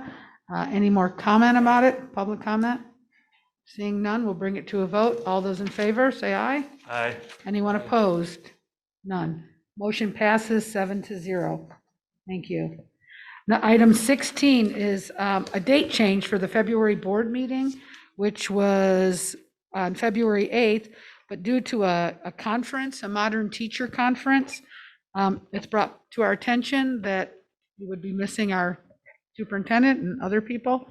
So we were wondering if we could change it to either, if we move it back a week, it would be to February 1st. If we move it forward a week, it would be February 15th. It's the same distance between the meetings. So let's. Can I just ask? Sure. 15th during that week that we have off, or the week that we have off? No, it would be the following week is off. Good question. If no one has any concern either way, then someone could make a motion for one of those and we'll see if. Okay, motion was made. We move it to the 15th. Is there a second? Okay, second by Trustee Chichester. Any public comment? Any more comments? Seeing none, bring it to a vote. All those in favor say aye. Aye. All those opposed? Motion passes. We moved it to the 15th, February. 7-0. Okay, next is a closed session. We now have no need for closed session tonight. All righty, so we'll just power through. Item number 18 is prioritizing agenda, possible future board meetings. And right now we have 3 things on there. One, which we're taking care of, which is the CRT. Does anyone want to add anything else onto this evening? Trustee Lehman? And say that we can't respond to public comment by law. I would suggest a presentation by Rick on what exactly we can and cannot say in response to public comment. Okay. I need someone, if anyone's interested in this, to second it. Okay. Yeah, Ross seconded it. We don't have to vote on this, right? We just need a second. Anything else? Yeah, I have. Oh, sorry, Doug. Go ahead. You're saying that we've taken care of critical race theory, but aren't we going to discuss at the October meeting about presentations for the November meeting? I think the way that it worked out is, yes, we're going to do a town hall meeting first, Is that the way I understand it? We're gonna do a Yeah, town we hall had meeting. agreed in that last agenda item, Doug, is that we will keep it, the process and timeline as a standing agenda item. So that would be in the Right. October meeting. Well, that will be a agenda item. Our intent is, well, in October, what'd you? Reoccurring. Yeah, reoccurring. And then we'll have some idea how that first town hall meeting went, where we need to go, maybe That'll some help clearer us. direction. It'll help us decide what we need to do next, okay? But we. Does that but answer your will- question? Yeah, will we still be discussing presenters for the November meeting at the October meeting? Is that going to be on the agenda? I think that would be our intent. Yes. If that's the way it goes, yes. The That's process. the yep. process of it, sure. Okay? Okay, and then I have one other, I don't know if it's possible, but because of obviously we had an hour and a half worth of public comments about masks and everything. Is it possible for us to have either on the October meeting or maybe even a sooner special board meeting to discuss the mask issue and bring it before the board again? This is my opinion. I don't know if it's whatever, but we've already discussed the mask issue. And right now we're following the governor's order where our youth are not our kids are highly encouraged to wear masks, but our teachers are mandated to wear masks. Oh, Are is you- that the case now? Our students are not required to wear masks at this No. point? So where you have voted in the plan was that we would follow federal, state, and local guidelines. So we are completely within the local guidelines. Where the issue is that there has been an outbreak determination at Powaloo and Douglas High School, which made mask wearing mandatory for at least 28 days. That we're coming up on that pretty soon. We'll see where we're at. Very likely, masks could be coming off at those two schools, but we are completely in line, doing nothing out of the ordinary from the current guidance that you all voted 5-2 to follow. Okay, and everybody's happy with where their vote was on the last one? I guess. Yes, I think so. Nothing's And gonna- okay, I that's think fine. people were here to talk about masks, some of them, like the one gentleman that spoke, I know him, and he didn't know that kids weren't wearing masks. He's going, what? I mean, kids aren't wearing masks? He goes, why am I here? But he spoke anyways, but just so, yeah, then not everybody's aware. Okay? All right, nothing more then. All right. We have our last public comment. If anyone in the audience has anything more they'd like to say, you can speak now. Thank you. Yes, I do right here. So it is 7:08, meeting adjourned.